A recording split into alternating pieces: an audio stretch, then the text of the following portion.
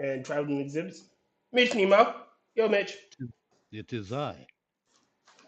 Tragic Gardner. I'm not the one who killed the Jag.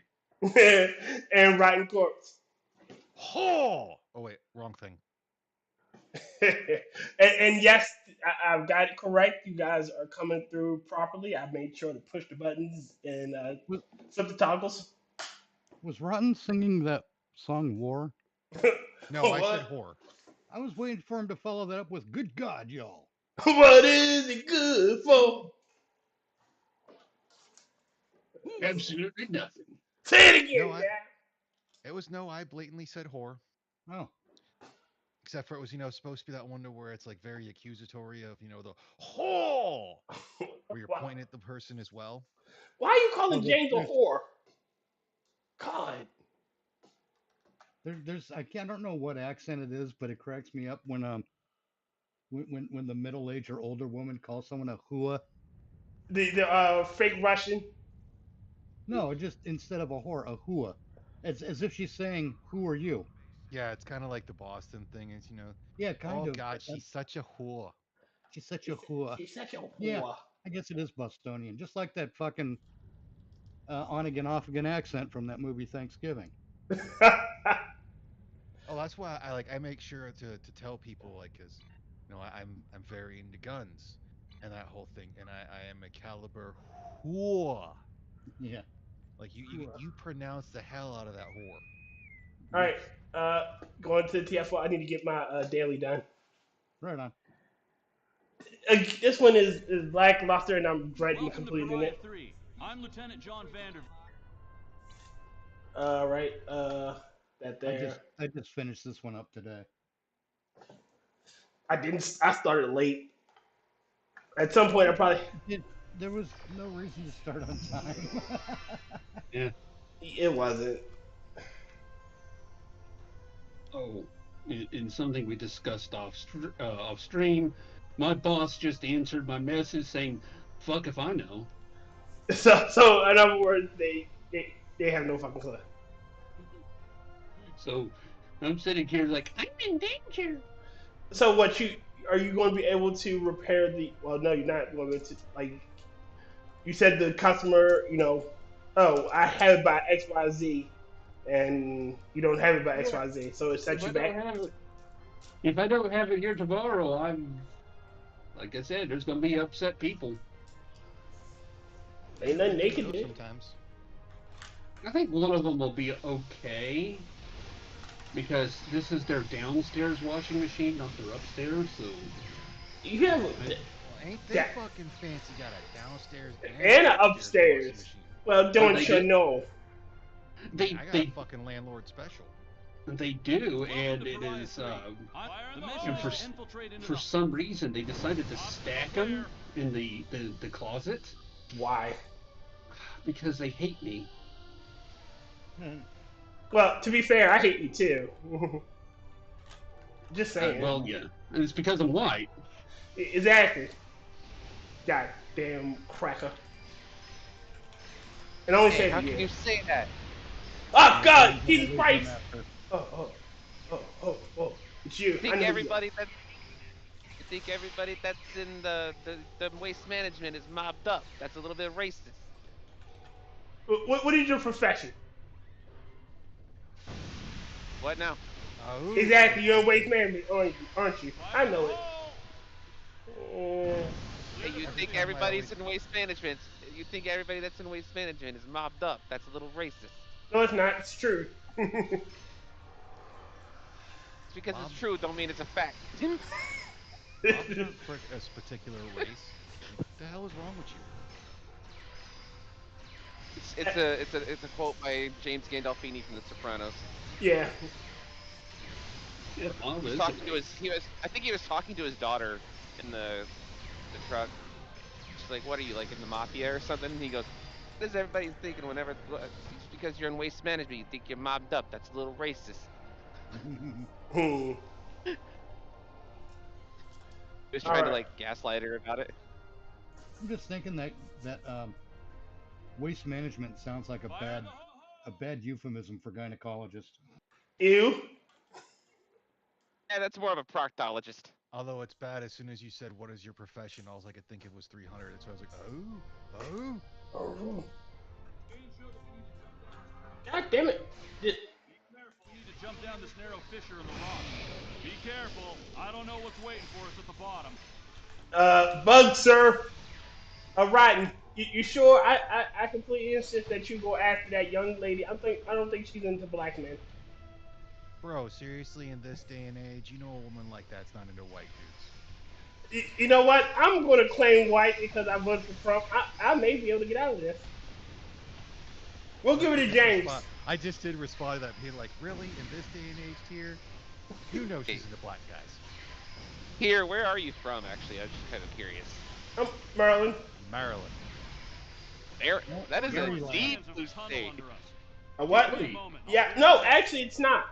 It is actually a red state, but because of Baltimore, DC, Annapolis, and Glen Burnie, literally a straight line from the middle of the state, it fucking flips blue. Okay, cause it's like right between Jersey and Virginia.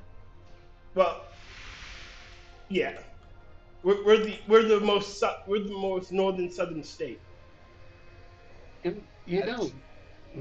know, as weird as that sounds, it's not inaccurate. Well, we're the old line state because of the Mason-Dixon line is really above us.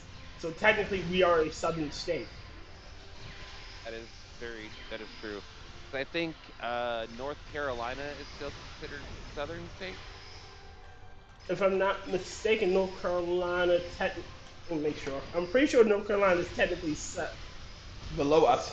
But I know South Carolina is. I don't remember if North Carolina was.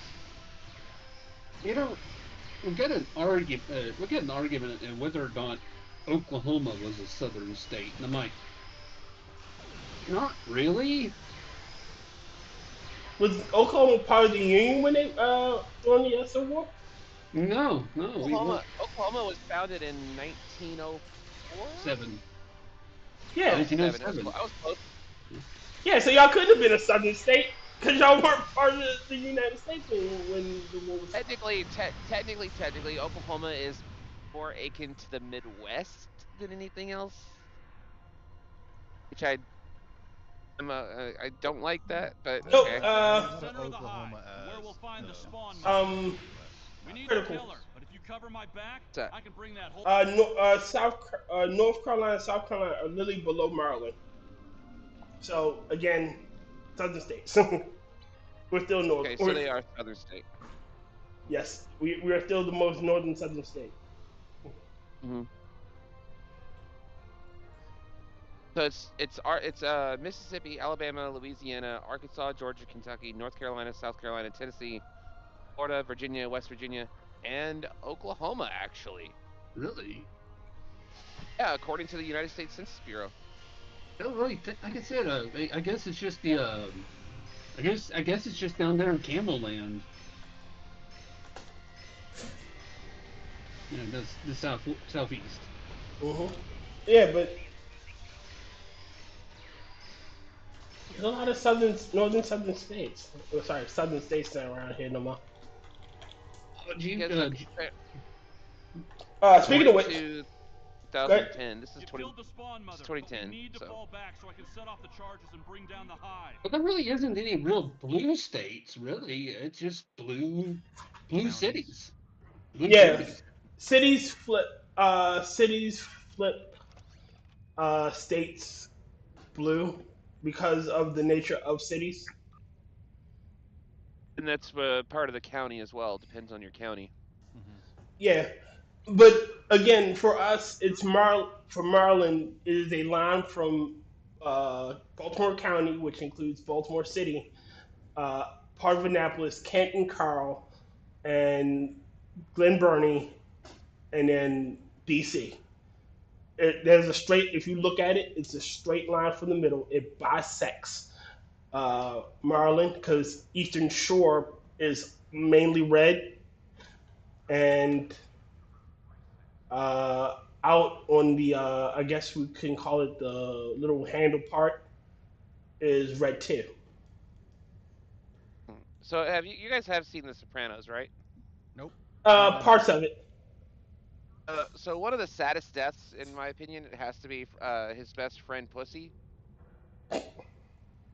It's actually the name of a character in the show. His name is Pussy. I know, still. I can find that Still word funny. Apparently, the fact is, because they found out that he flipped on the FBI. He flipped on him and went to the FBI. He turned state. He found out he was wearing a wire and they killed him. Didn't want to do it. I mean, betrayal is the ultimate sin. You can't never come back from betrayal. That's right. The mob is one of those things where trust is like the biggest thing for them. And if you're a rat, you're worse than someone who's robbed their mama.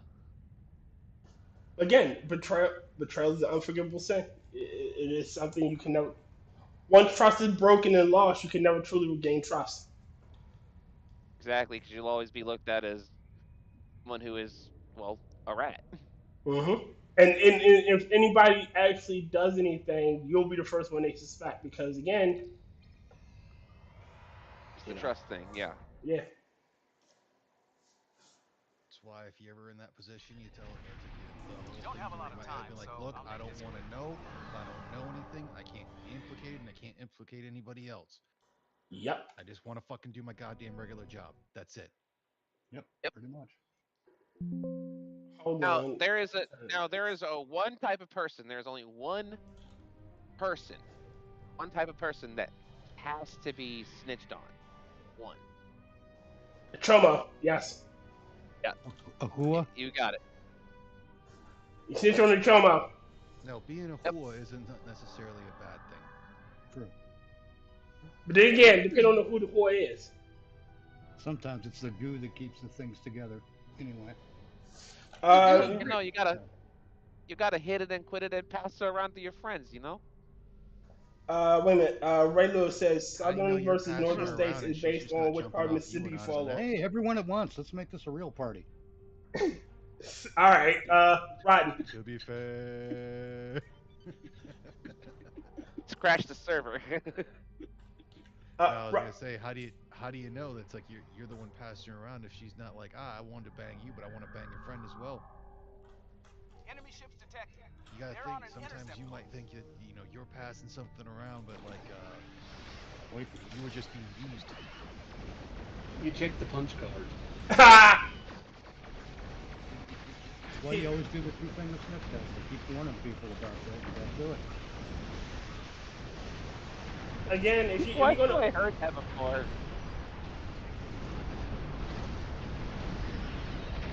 That was Wait a what? minute. Sorry. Would you say Dante? Not Dante. Critical.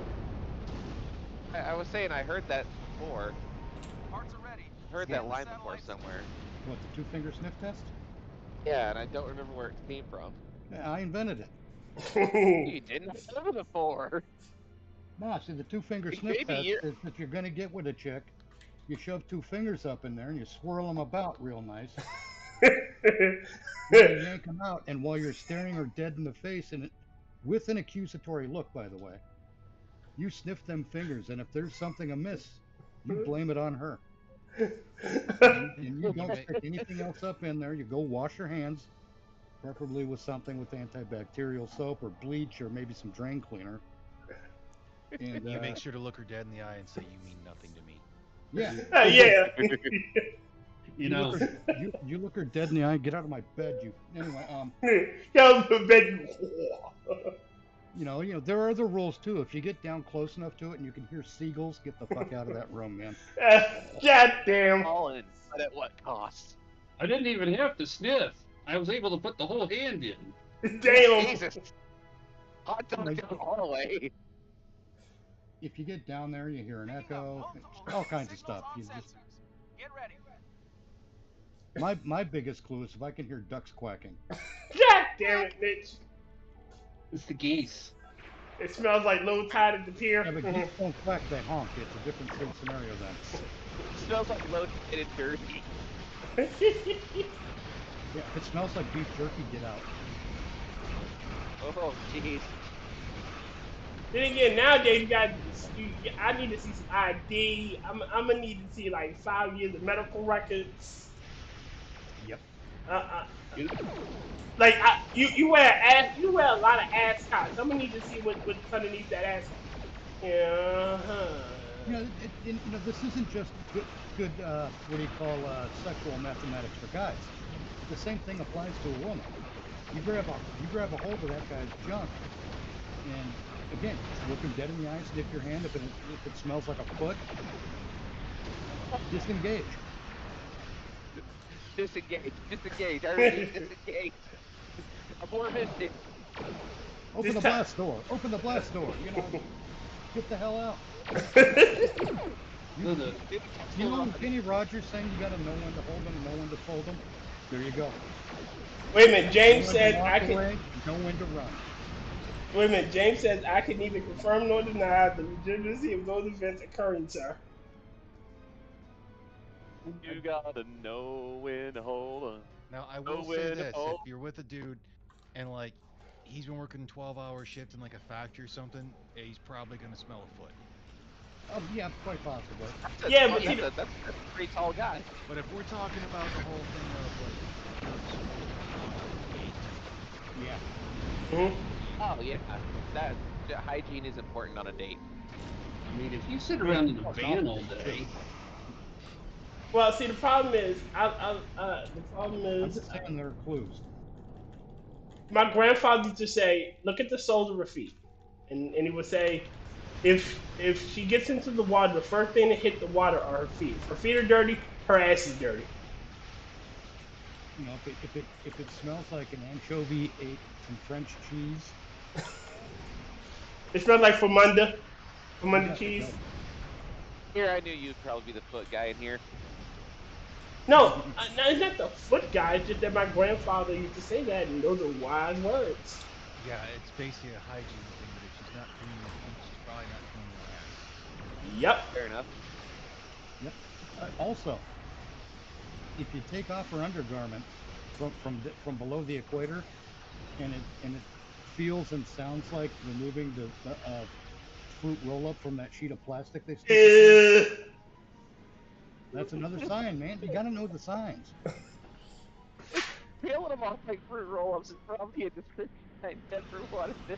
Yeah, no one's gonna want to eat a fruit roll up again, man. That's.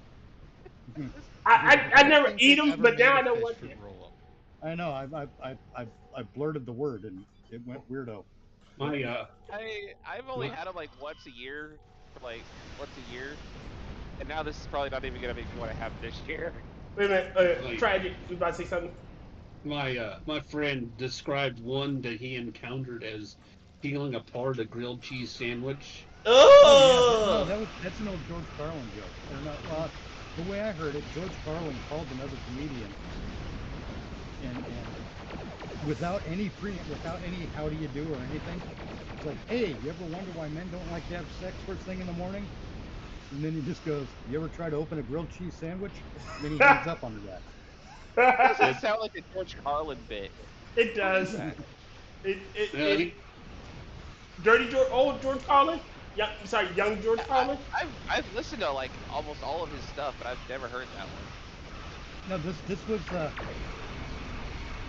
was a joke another comedian relayed. That he said George Carlin did that to him. I don't think George Carlin ever worked it into an act on stage or anything, but you don't work everything into an act on stage. Mm-hmm. No, not really. No, There's a lot of stuff that I've written comedy, okay? For myself. Lists of people who need to be punished with electricity, is Wait a minute. Yo, Frosted, hold on, sorry. Frosted, yo. And then he said Tyr needs an excuse to why he always asks to see women's feet. My friend, he was just ask for foot pics. This is why I hate foot fetishes, by the way. I mean, I'm just trying to make sure she up on her hygiene. Hold up, Travis. Yes. Yeah, he was describing a girl. on deployment. So Oh, Oh. Ouch. Ugh. if you can't take the deployment out of the girl, ugh, and Ugh. that's nasty. he was Oh, that's nasty. the last person I dated wasn't worried about any of that. It was mostly, well, first a Waffle House waitress. Mm-hmm. Second, named Brandy. See, there you go. That's the first mistake. Ever noticed that Waffle House waitresses are mostly named Brandy for some reason? I had a pretty good. I mean, I did not go into Waffle House wanting to select somebody, but I got selected. Wait a minute. Tragic. You got went there, you drafted. asked for Brandy, and like 8 girls like yes, all at once. She just sat down in front of me, and it's like, Hang on up there. you're here by yourself, so I'm here with you now. And I'm like, Okay. okay, well, Like, I sort of gotta. I have one of those. I'm like one of those people where people like to come up to me for no reason, and just like, can I get a or can I get this? Can I get that? Like, do I look like I have an approachable fucking face? What? It's kind of works for me. I'll be walking through, the airport. They go, sir, do you work here? I'm in my uniform. Like, yeah, I kind of do. Nah, I just wanted the uniform for fun. Yes, I'm a TSA agent. Let's go to the back. How dare it's okay. that I'm a TSA agent because of me wearing this uniform? I would like to let you know that this is the height of fashion. Pretending to work somewhere and have their uniform on, yeah. But pay no attention to this badge. TSA uniform because Just because I'm in the policeman's uniform doesn't mean I'm a policeman. I could be a stripper. I could be a stripper. Well, hell, I go into Ace Hardware and people walk up to me and ask me questions. I'm like, oh, and I answer them. And I'm like, well, I don't really work here. And it's like, well, you look like you know what you're talking about. So, See what you need to do is you just need to be confused. You one day just come in there with an Ace Hardware shirt on, pretend like you work there. No, wear a blue t-shirt and black pants and go around Walmart. Yeah, ask how many people will stop you. They typically wear the vests. Yeah, but still, I've actually had that happen to me a few times. I was just wearing a blue t-shirt, walking around Walmart, and I've had so many people stop me and ask me for shit, or where shit is. Like, do I look like I'm a Walmart employee? Yes, you did. And no, I had the same thing happen at Target with a red t-shirt. I think you asked before. I think you go in there, you pretend like you're not supposed to be there. You wear No, shit. I just happened to put on a shirt and happened to walk around somewhere. That's why I wear black a lot. I'm on Another to reason you. why I wear I know black. your game. I'm on to you. I could do that for fun if I wanted to, though. Chris was trying to lie and say he doesn't do that. I actually have done it once as a joke to people, and it actually did work. I had like 10 people come up to me once. I like that one, Crawford. Hold on. James says a man of culture always lets her go down first, then do the sniff test. That way you're happy either way. Frosty goes, sir, do you work here? For the last time, I'm just touring the plantation. Next week, I'll give you my many different ways of getting out of a one-night stand. I still say for like the lower part joke, my favorite is still the skit that happened on Unsub when Fat Electrician was telling Grant Carrera how like the guy, one of his friends who was like best man at his wedding, said he didn't like to go down on him because apparently the tour like it was going into the period or right after, and he's like, yeah, dude, can I use those words basically for the lower parts or not? I'm just trying to make sure I'm using the proper terms. I couldn't hear you. What'd you say? Basically, are you cool with slang things for genitalia used? Or are they okay with that on meat? Well, that's why I went with below the equator. Because basically he says, you know, good Brazilian tastes like the heat coming off of a PlayStation. Especially the back fan. Damn. Wow. Yet none of you have said no. Okay, have you heard the 99 Words for Boobs song? No. Well, there's really only Oh my god, you gotta listen to it. It's hilarious. there's really only 3 varieties that matter when it comes to the ladies' chesticles. Yes. It's one of the words. There's breasts are professional, boobs are fun, but tits mean business. Exactly. It's just professional. Yeah, Ma'am, I breasts need- are professional. You know, Mhm. they're. I don't want to touch a woman who's got breasts. Yeah, I will touch a woman who's got boobs, but I'm especially fond of women who have tits. I'm in the FBI, the Federal Booby Investigator. It's like look, it's like my whole thing about Someone entered. Ooh. I have another bit that is that essentially poses the question: what's the worst thing to call a woman? Sorry, that's the word thing. Tell a woman. Sorry. If I say you act like your mother, What? it's the No. word thing. Tell a woman.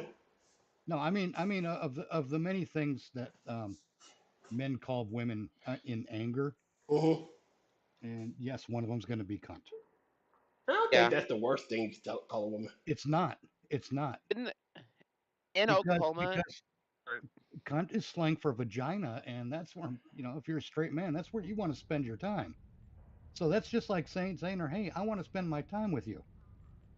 You could Fair call enough. her a bitch, but a bitch is a female dog, and a dog is man's best friend. So that's like saying, hey, you're my best friend. But if you call her a cow is a large, lumbering beast of burden, constantly chewing his cud, and all it does is get fat and shit everywhere. So I ask you, if you're angry, what's the worst thing you can call a woman? A cow. A I fleshlight. agree. Or call her a sow. Sow is a female somebody pig. say fish. Fish. No, I said fleshlight. Oh, Mm. Bolster. Come down. well, there's also that expression, shut your cock washer, but that's another story. I would say dishwasher, but that sounds a little bit weirder. Hey, the sandwich maker is talking again. I And mean, for some honestly, of those, Dishwasher keeps making noise. well, for some of What those, are you you couldn't, trying you to couldn't see? tell There them it to comes shut. again. For some Wait of a those, you minute. couldn't tell them to shut their cock washer because it's not like it's going to do a proper job anyways. Ooh. well, the After thing you're about married, it gets worse. the thing about the expression "shut your cock washer" is that it really works better when you say it to a guy. Yeah. Because it's got layers. Then it's got implications. It's a high class insult. Yeah. You know, it's like sometimes when a guy, it's especially a guy of a certain type, is being really pissy. You know, Mhm. I'll ask him, hey, who put sand in your vagina? Enemy ships approaching. That's a good You one know, too. Who put because sand in your neon vagina? it's so much more interesting than saying stop being a little bitch.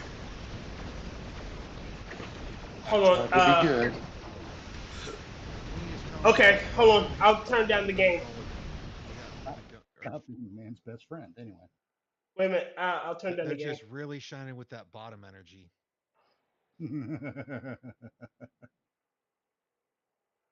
Yeah, what? Two of my favorite jokes from that one, like one I can't use because I'm not gay, but have like come from different gay guys. Actually, the other one was from the same gay guy. Like he would wait till guys were bitching at the thing for tools for whatnot for when I was still in the military, Mhm. especially younger airmen.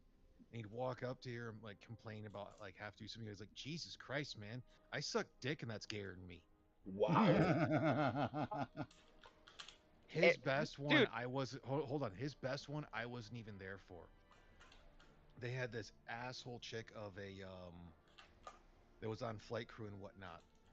And then one day, like, cause she tried saying something to him and whatnot. He's like, "Would you shut up? You're just a brick." And she was baffled. She's like, "A brick?" He goes, "Yeah, you know, flat on both sides, usually laid by Mexicans." Ah! Oh, ow. Nice. God damn. Gay dudes have some of the best like Dude, comebacks. That's the one where the black guy in the crowd just goes, "Damn." Damn. Of course, Yeah. but of course, gay guys have the best comebacks. Ah! Yeah, they scrape it off their tongue. Anyway, It's like they have vicious mockery on it 24/7. Signals on sensors. Get ready. Yes, that is kind well, of this true. this is why mockery is usually It's a D&D it's reference, a by the great way. equalizer. Mockery. Yes. And I know I play D&D. I'm that geeky.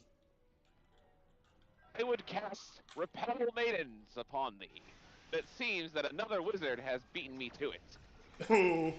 I cast testicle torsion. I cast Mend Butthole. I don't care. Fuck it. I don't care how big the room is. I cast Fireball. Oh god. You know, I would have to say that if someone actually made a portrait of you, they wouldn't have to worry about putting a nail in the wall. It would hang itself. Damn. That's a good one. Man, Yeah, Ryan even- shooting from the hip. Yeah, but even Ball is like, geez, that's a murder right there. Why Ball are is the you? god of murder. Frosted Glass says I don't want to spend my time with a dog. What? Yeah, Frosted in chat says I don't want to spend my time with a dog. Mhm. But you spend it around Moonshock all the time. I mean, One of my favorite insults is by Captain Jack Sparrow, and I think the fourth movie is where he's like, if you had a sister and a dog, I'd choose the dog. Never saw the fourth one. I saw the first three. Fourth one didn't seem to need to be made. yeah. After the third one, it just kind of like it became a cash grab. Well, I mean, it was the whole thing. If you look after the third one, like Jack Sparrow's story wasn't done of like what he was trying to find. But that's supposed to be the thing. Is like his is supposed to be kind of a never-ending thing. Yeah. He was looking for. I think in the last one, he was looking for the Fountain of Youth with Redbeard.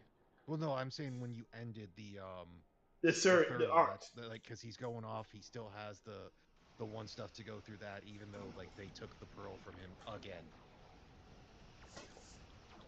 Oh yeah. But he didn't need the pearl. He had the map, and that's all he needed. He had the map True. and the compass. Yeah, but still, a lot of movies nowadays and franchises are just cash grabs. Well, that's all they are. They don't do anything to plan out a full, like a story arc for a trilogy. I haven't seen. I think Back to the Future is about the only one that may have. I honestly like we were just talking about it. Pirates of the Caribbean had a pretty solid arc. You can see it's them freeing the pirate from the curse. It's Jack getting trapped by Calypso and meeting Davy Jones, which becomes the big bad for that arc, and them dealing with Davy Jones. That was dealt before that. The whole But thing. you can tell that those movies weren't written like that. No. The were just- second movie was written to have a third. The first movie was written that it could have a sequel, but didn't necessarily need a sequel. Right. And they brought back a lot of the old characters. They just reused the same characters anyway. Like Which movie? Pirates of the Caribbean. Oh. But I'm saying if you look at Friday the 13th, part 2, 3, 4, 5, and 6. they contain 2 trilogies, but they weren't planned to be trilogies. Yes. 2, 3, and 4 are very much the Jason Voorhees story. If there's anything that connects them as a trilogy, it's this is how we're introducing Jason Voorhees. This is how he operates, and this is how he's defeated. And which is part 4. The Corey Feldman defeats him. Okay. But also, Corey Feldman's character Tommy Jarvis was introduced in part 4. We got a middle part of the story for him after he gets out of the nut bar house, after killing Jason and possibly attacking his sister. In part 5, part 5 is the middle where he gets out of the institution and goes to a halfway house before returning to real society. And then part 6, he's back in real society, and he's coming back to make sure that Jason can never rise again. It's a Tommy Jarvis trilogy with Jason Voorhees and the Friday the 13th mythos. Yes. And it works really Frosted, well. Frosted, I will say that third Pirates movie had some of the better action scenes of all of them. Well, let's let Mitch get through what he was saying. Yeah, sorry about that. I was just reading what Frosted said. Right on. None of those were planned as trilogies, but they worked as trilogies by accident. Imagine how much more impactful those films could be if they were planned to be a trilogy. Was the plan for success? Yes, basically planning for success, as I've done in my many what do you call them, rants about how to do a film, how to be a filmmaker. Oh yeah. You have to plan for success. I mean, one of the problems with the Halloween franchise, there was no plan for success. They just got success and wanted to keep going. And then they lost their identity in 3, which I honestly really wish they would have kept. Well, the bigger problem was studios have a major problem of wanting to just wash, rinse, repeat. Yeah. Well, they wanted to keep the Yo, Carson. Which is understandable. Michael Myers he's a cipher man. And a very charismatic one at that. But hold on really quickly, Mitch. I want to read some of these. Yeah, go for it. In a dog. Okay, fine. The first Pirates is the only good one. After that, became schlock and ruined characters. The story was finished at the end of the first movie. They did introduce Davy Jones as the new villain to give them an excuse for more sequels. So why did Jason return in 7 through 10? 1 and 2 was his origin story. Greetings, Carson. Greetings, wonderful seeming and wonderful adjacent people and evil Tyranians. I am never going to move to a country where... Oh, sorry. Oh, that is you. I'm never moving to a country where their money is called Looney Toonies. Jason X and Freddy vs. Jason were really good.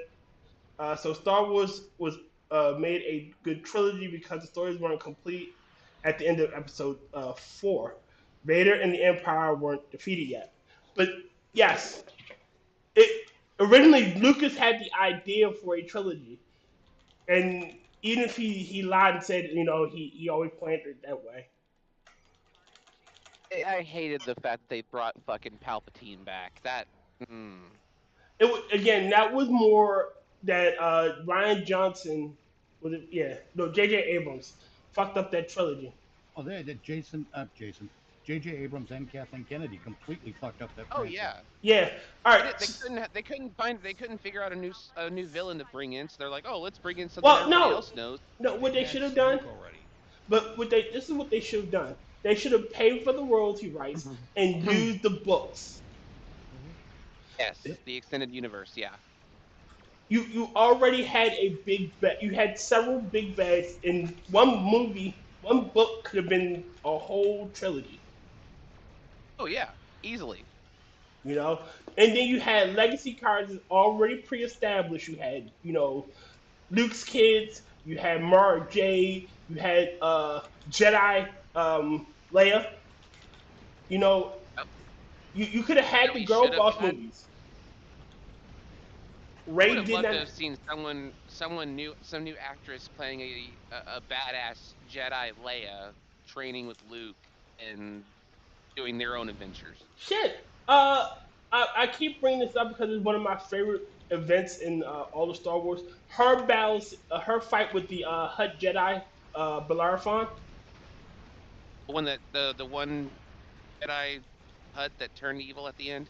Yeah, and he was such a good villain because he kept, as Hutt's age, they slowed down, but he used the Force to keep his muscles moving.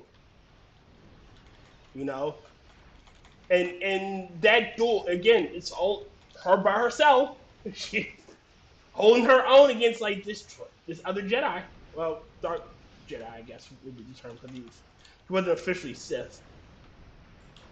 Well, that's what, like I said, the biggest problem Hollywood has is they always want to go through and try to wash, rinse, and repeat, and that doesn't help because they want to keep the same characters. It's the reason why they had to bring Palpatine back because it makes more sense to have a similar character.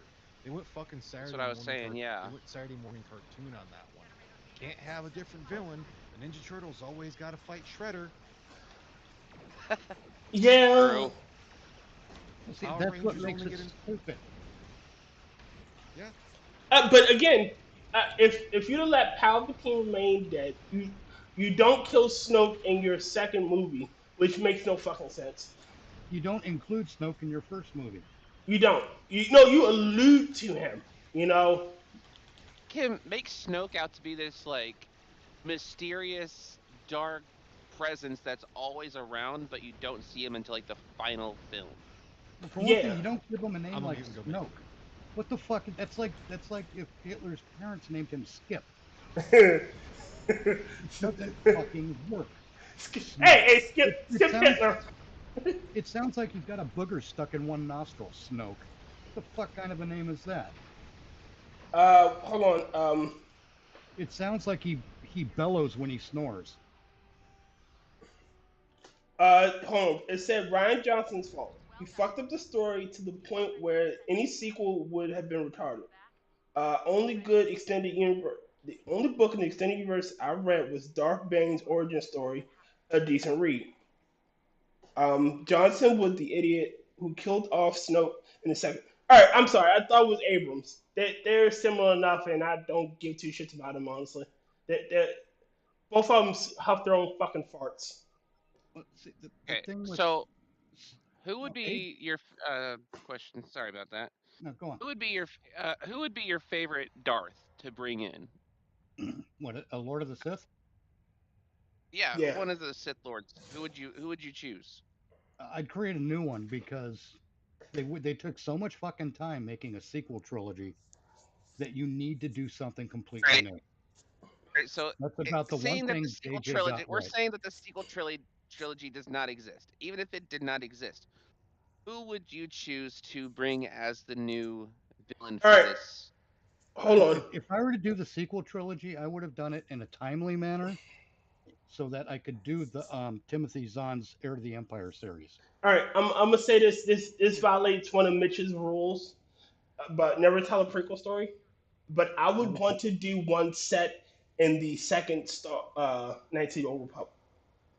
I would want the Battle of Three with Darth Treya, Darth Sion, and Darth Nihilus, and I want each movie being Oh, I dealing with love that. that. Each movie you're dealing. You deal with Sion, and then you deal with Nihilus, and then Treya at the last because she is technically the only Sith, quote unquote, in this one.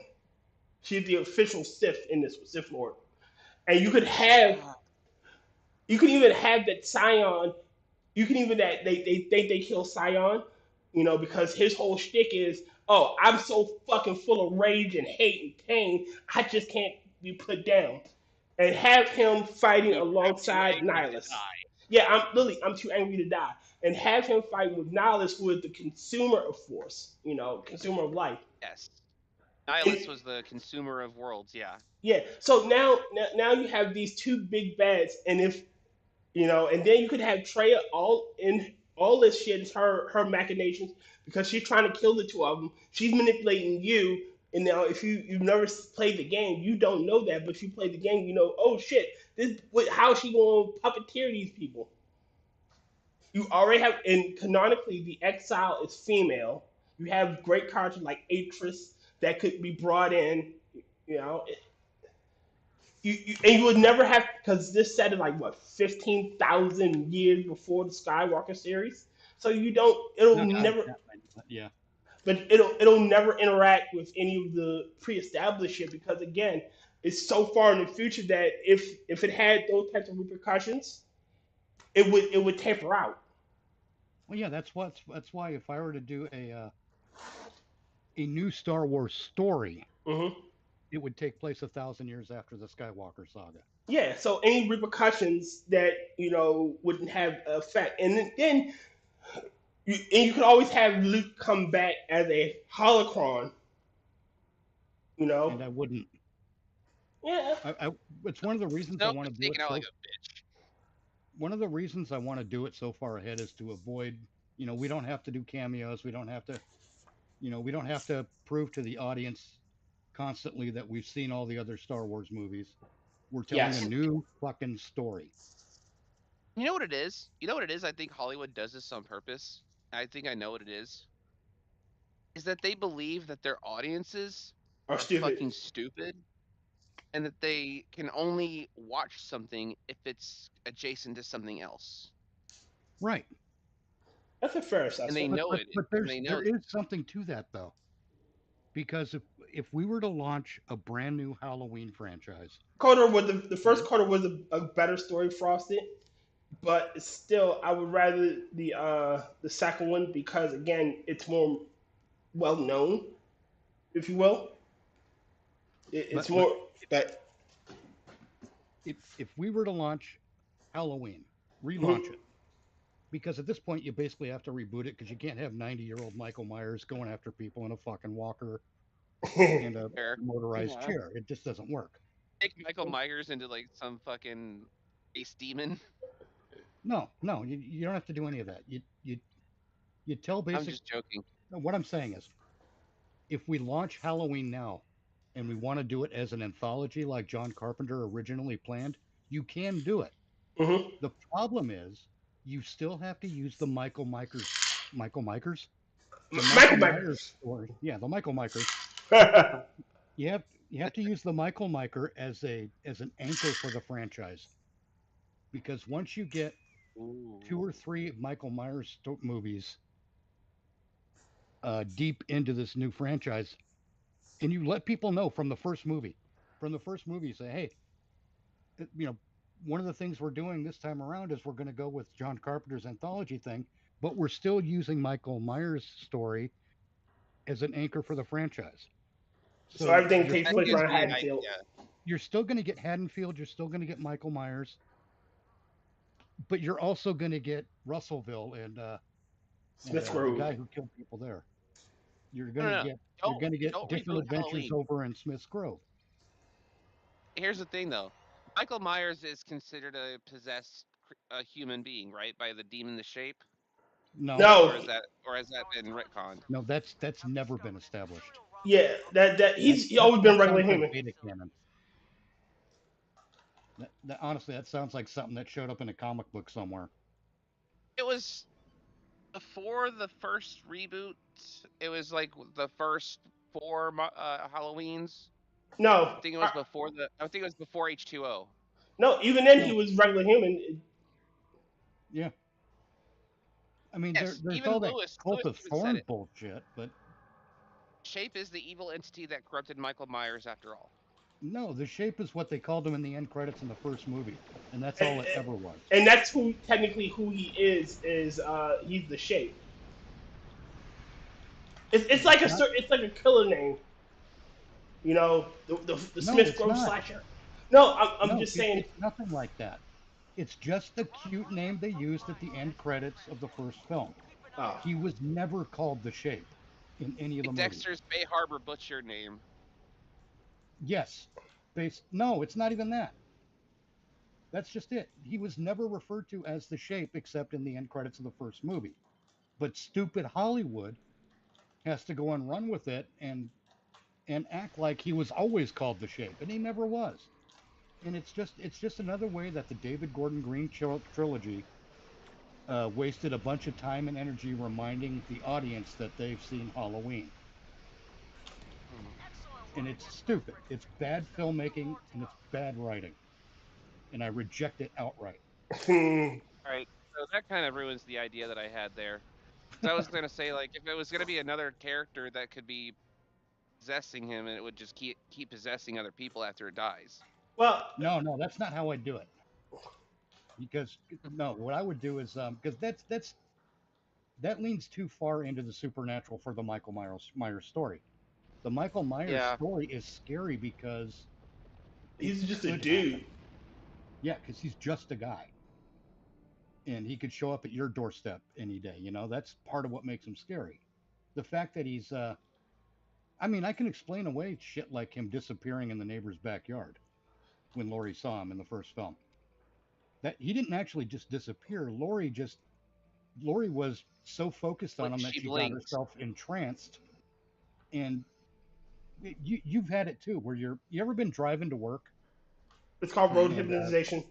After about the 18th billionth time you've driven to work, and you're at work, suddenly you're like, oh, I got to pull into the parking lot now, and your conscious self has sort of missed the entire trip because you've done it so often. You've done it. Autopilot.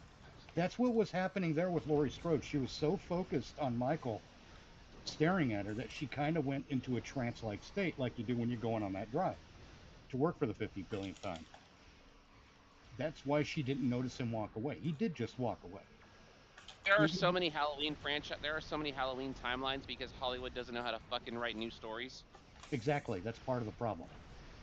Hold on, Mitch, Mr. Yes. Why are there so many Halloween timelines? Well, because Hollywood doesn't plan ahead. And let's be fair about this, though, too. No one was planning ahead back then. The only real franchise we'd seen, I think, I might be wrong about this, but I think it was Planet of the Apes.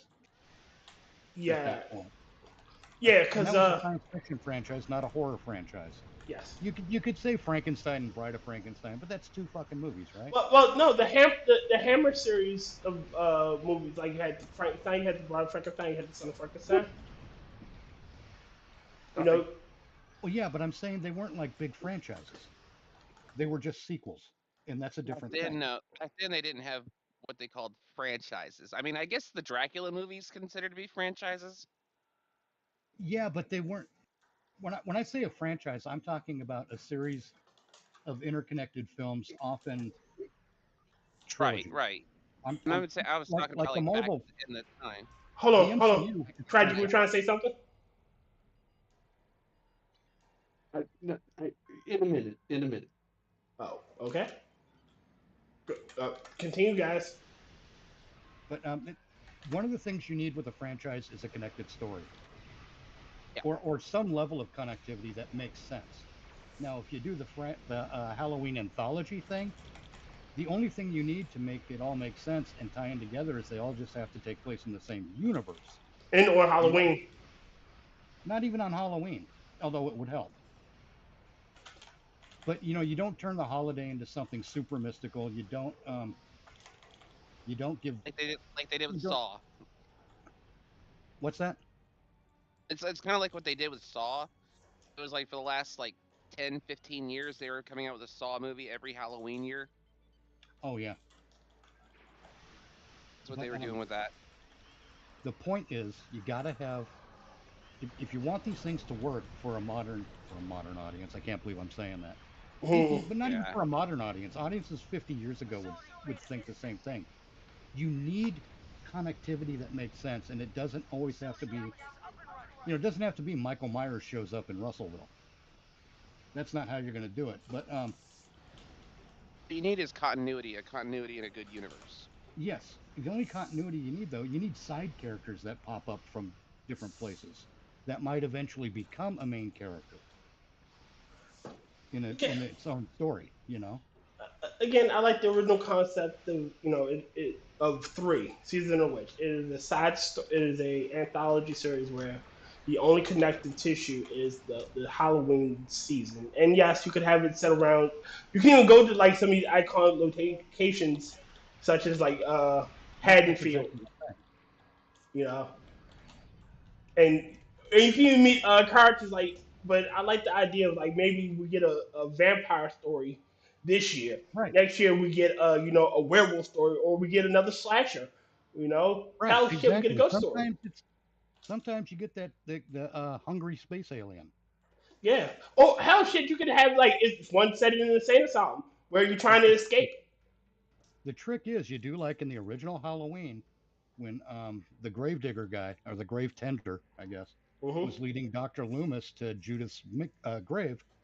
He talked about something that happened 15 years ago in Russellville when Charlie Bowles went mad, and that's as far as he got. That's as far as he got with the story. But that is a seed, and if you Shit. plant those kinds of little seeds in your Michael Myers anchor films for an anthology series, you can fucking you plant a seed in one movie, you make and you grow the seed as time goes on, and you get a whole new slew of stories that don't even have to be related to Michael Myers, but it's because you planted that seed, it's It's generated in interest that in an universe. audience, Yeah. and that way you keep it all in the same universe, and you're going to have a massive franchise, massively successful franchise. Isn't that kind Like, of what Deadpool like? Isn't that kind of what Deadpool and Wolverine kind of did with bringing all their Fox universes, all the Fox movies into one big yes, universe? Tragic kind of, Gardener. yeah. But that was a retcon. I'm talking Yeah, about planning it out so you don't have to do a retcon. And that's that's true. what I That's mean. just That's part of what I mean by planning for success. You know, when Friday the 13th Part 4 was made and Tommy Jarvis killed Jason, no one knew that would be the launching pad for two more Tommy Jarvis movies. I'm listening, guys. I'm just going to go downstairs, grab a drink. Right on. And, like what the MCU showed, especially in Phase 1, what it showed from Edward Norton's Hulk movie all the way through to the Avengers, was that if you plan this stuff out, you're going to have a good success if you plan it out. And I'm not saying they had every detail planned out, but they knew that they wanted to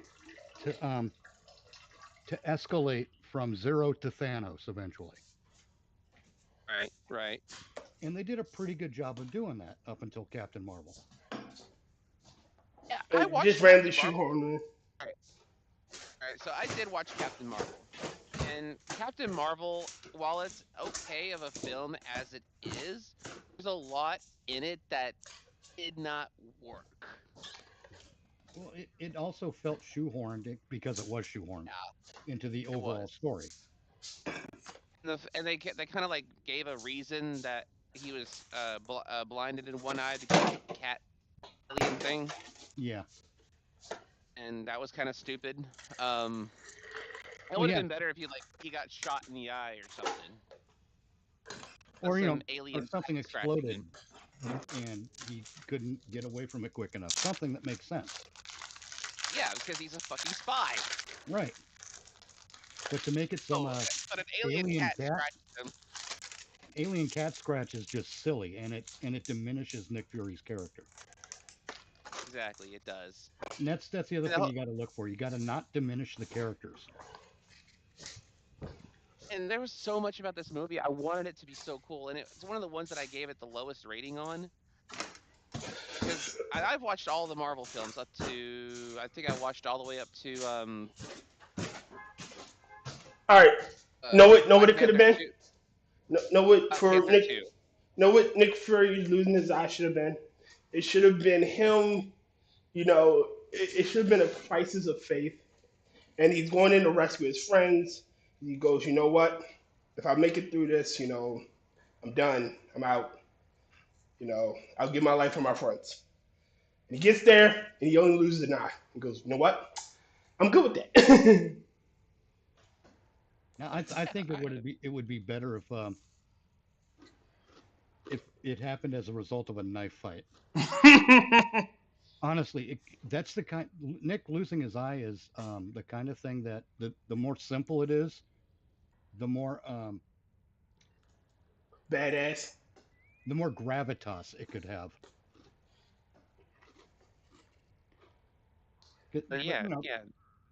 Scratch by Space Cat is just fucking silly. He lost the eye to pussy. It's the kind of thing that when you hear how did he lose his eye? It was scratched by a space cat. You That's make a face and stupid. you make a face and cock your head at the person who answered the question. I always love that line in the abridged of Dragon Ball Z abridged that Frieza says, and he's like, "That's stupid. That's I'm stupid. sorry, I didn't know you can hear me. It's My bad. stupid. Hold on. That's stupid. You're stupid." Wait a minute, Mr. Yes. I like the Planet of the Apes franchise. Hammer films are popcorn films. Like the Alien franchise, the different timelines mess it up for Halloween, or we get a cheesy animal horror film. The timeline where Lori has a daughter was going great and dropped the ball at H2O. I'm glad we Yeah, can hear Tear Piss. Sorry about that. My bad. Shit. Uh, Now even on its own, Captain Marvel was shit. Yes, it was a great. It wasn't great. It just wasn't good to make it make sense. Yeah, but you. Captain Marvel and the Marvels were decent enough films. Only problem I had the Marvels. It seemed to have multiple ideas for an ending, and Frost said didn't give any explanation for how he lost an eye. Better leave it up to the imagination. Yes. that too. I agree with Frosted on that too. That is also the kind of question you just don't answer. I agree. Like, okay, he's got a lost eye. We can kind of establish that. Like, oh, he's a And spy. you know when he said Did he get shot? Something. Mace Fuckinor or whatever the fuck that guy's name was, Robert Redford, Hmm. or no, I think he said it to Captain America. He said he lost his eye because he trusted someone. That's a good Oh answer yeah, yeah, yeah. Hmm. Good answer. Yeah. because it's mysterious and it just sort of makes you go, huh, Yeah. Why? okay. I Why? trusted the wrong person. And you just move the story along because there's no time to go into detail. Yeah, it doesn't need a detail. It doesn't need to be. It's just a Exactly. myth. It's just a. It adds to the mythos of the character. Yes. When you over-explain everything, it loses its mystique. The Yeah. fuck? I lost my Never agree with connection. that. I missed every word of that. Server time down on me. From who? From What? Tyr or from me? From you. Oh. Oh, I said when they over-explain everything, it loses any mystique it once had. Yeah, That was like it's them explaining the Force was the dumbest. Like trying to explain the Force was the dumbest fucking thing. exactly. It's why Jamie Lee Curtis explaining Michael Myers in the last trilogy was such a fucking failure. Because, well, for one, they never followed through on it either. You know, they'd say one thing in this movie, oh, he's coming back for Laurie Strode, oh my god. And then the next movie, it's not about you, Laurie. And then, and Oh even in that yeah. same movie, Laurie's like, the more he kills, the more he becomes, or whatever the fuck she called it. It's The like, what the hell. fuck does that mean? And then we get the third movie, and hey, look, it's this Corey kid.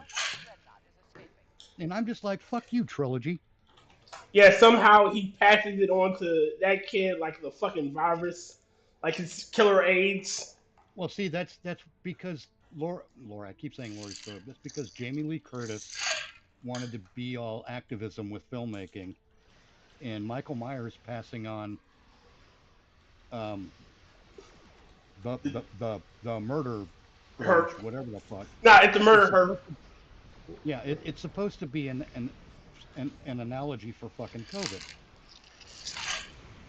Eh? and it absolutely fails because they had to wait 4 years because of COVID. They say to make this movie.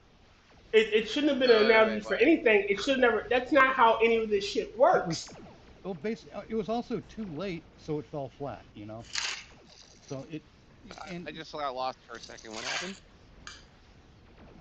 with the Halloween ends, they tried to make Michael transferring the hate rage boner kill lust to Corey They wanted it to be an analogy for the COVID. Oh, And fuck off. Yeah, it just doesn't work. And that's down to Jamie Lee Curtis wanting to be an actor in her filmmaking. And shut up, movie. You know what show actually did the whole passing the torch thing kind of right? What's that? What? Dexter actually did it right. I'm on New Blood right now. Oh, I haven't finished New Blood because I lost interest. And in Dexter, he's got this whole dark passenger thing where it's kind of like his inner rage that comes out that kind of like gives him the urge to kill. Yeah. Well, his son, who you find out in New Blood, is also a teenager. I think he's 17 or 18 now or something like that. And he already also has a dark passenger type of thing where he also has a similar rage. Yeah. Because he was also sort of born in blood like Dexter was. He had there for their mama being killed. Yeah. Yep. He was born in blood, and his rage was right there. He was sitting in the bathroom where his mom was just murdered by the Trinity Killer. That dude who played the Trinity Killer was probably one of the best villains. Yeah, he was phenomenal. That dude is a tall motherfucker. Hold on. Frosted. The first of the new Halloween movies wasn't bad, but then the second one, decades, Michael kills people because he wants to look out his window. That was retarded. Ray Lewis says Halloween Kills, at least the novel, tried to explain that Michael was possessed by the shape when he was looking out his sister's window. That makes no sense. But I haven't read the novel. I'm sure there's a more interesting, or a more detailed explanation. But I still don't buy it. I think one of the problems with Halloween is John Carpenter, to be honest. In Halloween 2, when he wrote that Laurie is the other sister, that set up the whole wrong fucking motivation for Michael Myers. Hold on. The premise of the third one could have been a decent horror movie. An outcast who's taken under his wing by an old serial killer. But it was a stupid premise for a Halloween sequel. Thank you. Halloween 3 was the worst. Halloween 3 was... I will always say that. I will always say that every time it's mentioned. My problem with Halloween 3 is that it plays like a TV movie. I liked Halloween 3. I like the concept of Halloween 3. I like the concept for another thing. It should have been what originally that's what it was supposed to be, a series of anthologies, and this was just the first one. And I like Season of the Witch because, holy shit, we may not get the same story each year. We'll get a Halloween story, but we won't get the same one. Yeah, basically it turns the October into a campfire, and we get to sit around it and hear a new story every year. Mm-hmm. And that's a good idea. The Trinity Killer was played by John Lithgow. Yeah. He's a 6'4" behemoth of a dude. Yeah, but he was amazing in Ricochet. He was amazing in Dexter. He plays a fucking psychopath well. Hell, I liked him in Third Rock from the Sun. I did too, but in Ricochet, he pretty much the same character. See, my issue with all of these things, Star Wars, the MCU, Halloween, all of this stuff, it all comes down to we're at a point in movie history where it makes sense to plan these things out, and nobody's doing that. Mm-hmm. Mm-hmm. It makes absolute sense. You got to plan this shit out. But you also got directors who are huffing their own shit and farts. Who don't? Yeah, you don't hire them.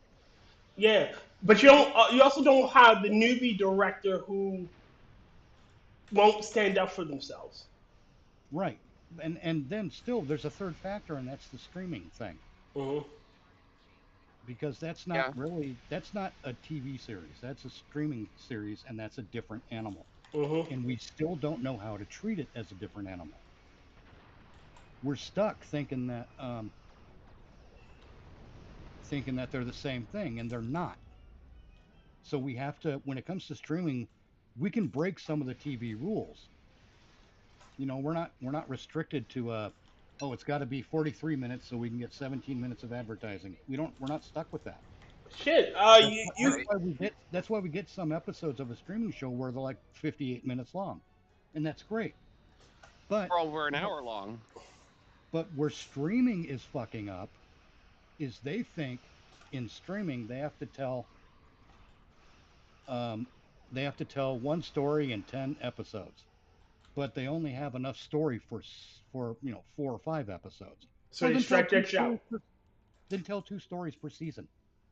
That or it's not complicated. They stretch stuff out way too long so it becomes boring. Well, that or the next way you go about that is instead of trying to tell one story in 10 episodes, you tell individual stories per like episodic, couple episodes or whatnot, and you have an overarching theme throughout the season. Well, yeah, it depends on the show you're doing and the property you're using. Yeah, on the show. That's why I say like that's a known. Like for a lot of like your law enforcement style stuff, that would work. Those work for that of having. Or Star Trek or your Supernatural. Yeah. Like NCIS, Law and Order, Star Trek, the procedural Supernatural. Stuff. Like well, like Supernatural's not really procedural, but it's Monster of the Week. Basically. But it has the overarching storyline where you're only going to have like 2 or 3 episodes that are actually of like really, really heavily about that season story. Right. But you don't even have to that. You can advance the season story within every little episode, and then have one where it's like that's what I mean. It's like everything has it to where there's typically a little overarching thing into the season story, but you only have a couple of episodes, like a handful of episodes that are like heavily, strictly on that season story. Everything else is still just like Monster of the Week or Case of the Day. Right. But that's where they screw up with streaming is they don't know how to treat it yet. And you're not limited to you got to plan it out for a week, 1 episode per week. Y'all can just drop that entire fucking season on a streaming service. I mean, well, you can do it either way. Right now, Cobra Kai is releasing season 6 in 3 parts. Each they're doing 5 episodes for beginning, middle, and end, I guess. And I heard they're also rebooting the movie soon. The what? Rebooting the Karate Kid movie again for 2025 or 2026. Why? That's all we need. Yeah. The point being, Cobra Kai is doing their thing in 3 parts for this final season in 5 episode increments. So we're getting a 15 episode season in 3 different parts, and it's going to be kind of like a trilogy. Mm-hmm. Is the way it seems to be playing out so far. And it's well done. Good work. I'm glad someone's thinking this shit through finally. Did we already have? Mm-hmm. Oh, go ahead. The Cobra Kai has generally been good to begin with. I'm about to say from the outset, except for when they have the big brawls at the schools in Southern California. Southern California schools are lousy with cops. People should be getting shot. I was about to say, didn't we already have a Karate Kid reboot with Willow Smith's brother, Jaden Smith? Yeah. Yes. And they're doing another one for 2025. And really, I think they fucked up when they called it the Karate Kid. It should have been called the Kung Fu Kid. It should have been called the Kung Fu Kid because karate is Japanese, and that was clearly China. Yep. And plus, I think they did a really good job with Jackie Chan as Mr. Han. And not Mr. Miyagi. Kind of mirroring the Miyagi story without blatantly ripping it off. Without blatantly ripping it off. There's a lot of good stuff in that Karate Kid reboot, except that it's all completely mismarketed and mishandled. I like the idea of, instead of it being a kid that's getting bullied, he's a fish out of water. He's in a different culture and a different environment than he's used to. It makes sense. Right. Yeah, basically they should have made it the Fresh Prince of Shanghai. Yeah. The Fresh Prince of Beijing. Damn. Oh God. All right, hold Oh, on. that's funny. Frosted says Force Awakens seemed like it had something planned for the rest of the trilogy, but because Ryan Johnson thinks subverting expectation is a replacement for good writing, he screwed it up. Honestly, all of the marketing was on Finn. The first character you see in that new trilogy on that trailer was fucking Finn, and it should have been about Finn. Finn should have been the central Yeah. character. Oh yeah, I pissed Agreed. off a lot of coworkers. It would have been really cool if it was like a stormtrooper who was Turned using Jedi. a lightsaber and became a Jedi. Now, in this, I say this. This was if I was doing that trilogy. This is what I'd have done. I would have kept. I like the concept of a dyad. A dyad. Hear me out. It should have been. There should have been two dyads in this universe. It should have been Kylo Ren and Phasma, and it should have been Ray and fucking Finn.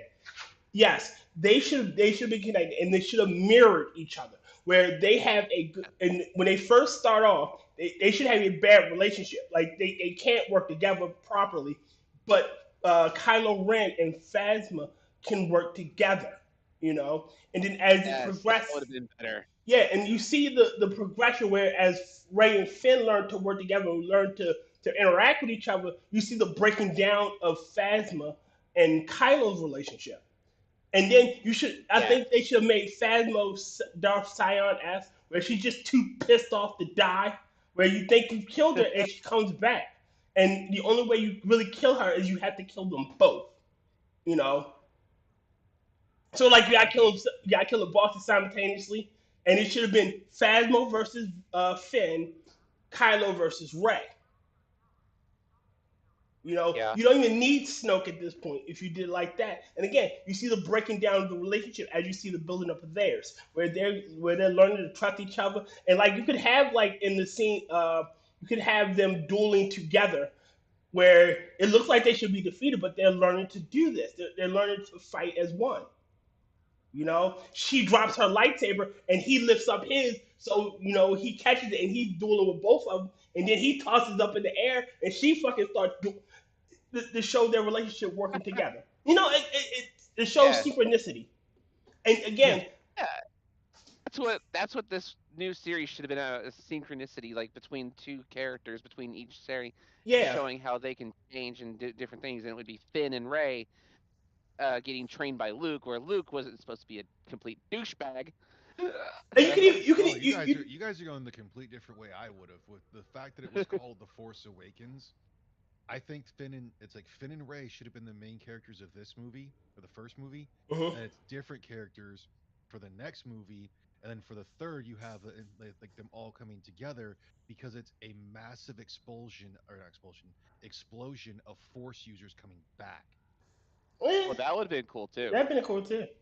because you have that whole thing of it's like Anakin brought balance to the Force, but he brought the numbers down too much. So now we're seeing a resurgence of Force users. The rubber band snaps back. Yeah, that makes sense too. I like that concept. Yeah, because like everyone kept That, going to the that whole too. thing of when I was still in the military and this came out. They were like, "Oh, I hope it's like Obi-Wan's daughter." They kept going with that, and I'm like, "I hope she's not fucking related to anyone." Like, why? And that's what it should have Because been. that will end the fucking saga. You have to let the Skywalker, the it's like the Kenobi side, it's like line of that die as the main characters. They should. It's like any one Well, of those you that are just in have to there. let the story end.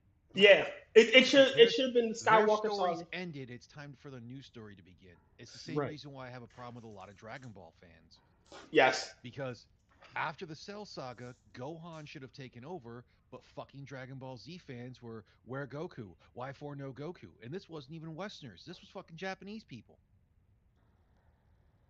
Yeah, everyone Toriyama agrees brought that Goku Gohan back. should have been the leader. It should That have been that. Yes.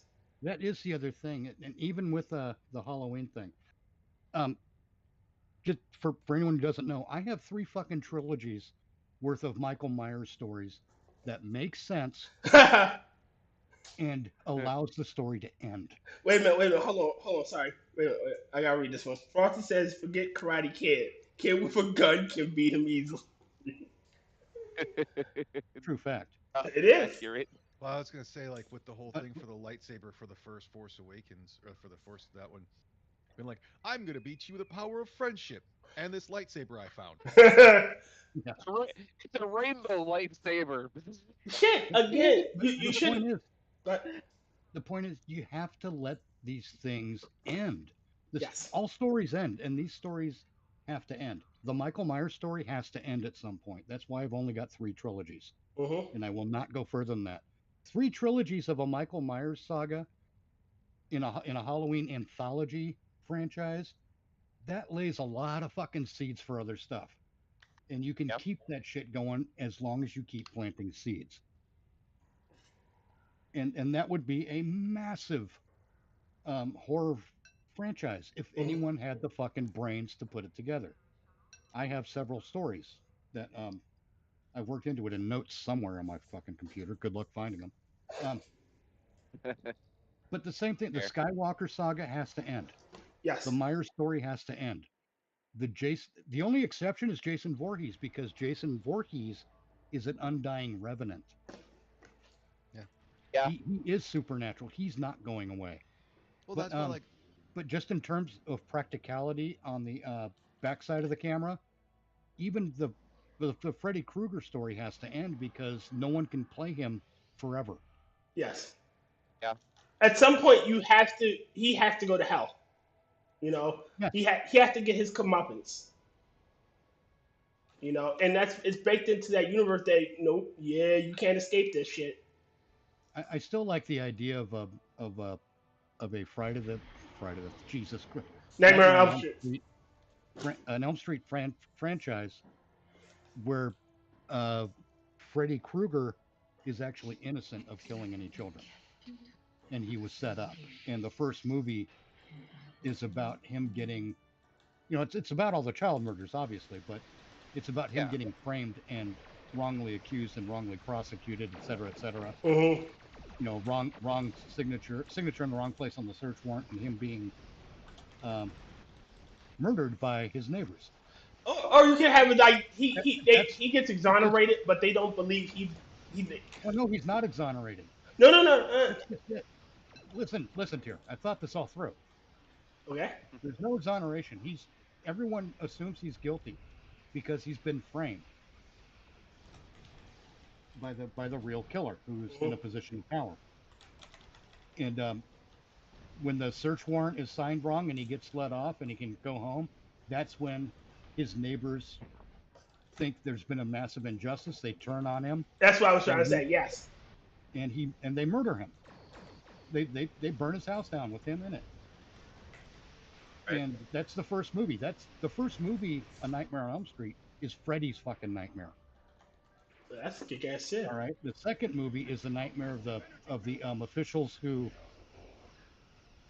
worked to frame him because it was a group effort. I mean, in my version, a cop is the actual child killer. We're not going to have child molesters because the child killer is evil enough. We don't need to make it salacious and horny for those Hollywood perverts. Agreed.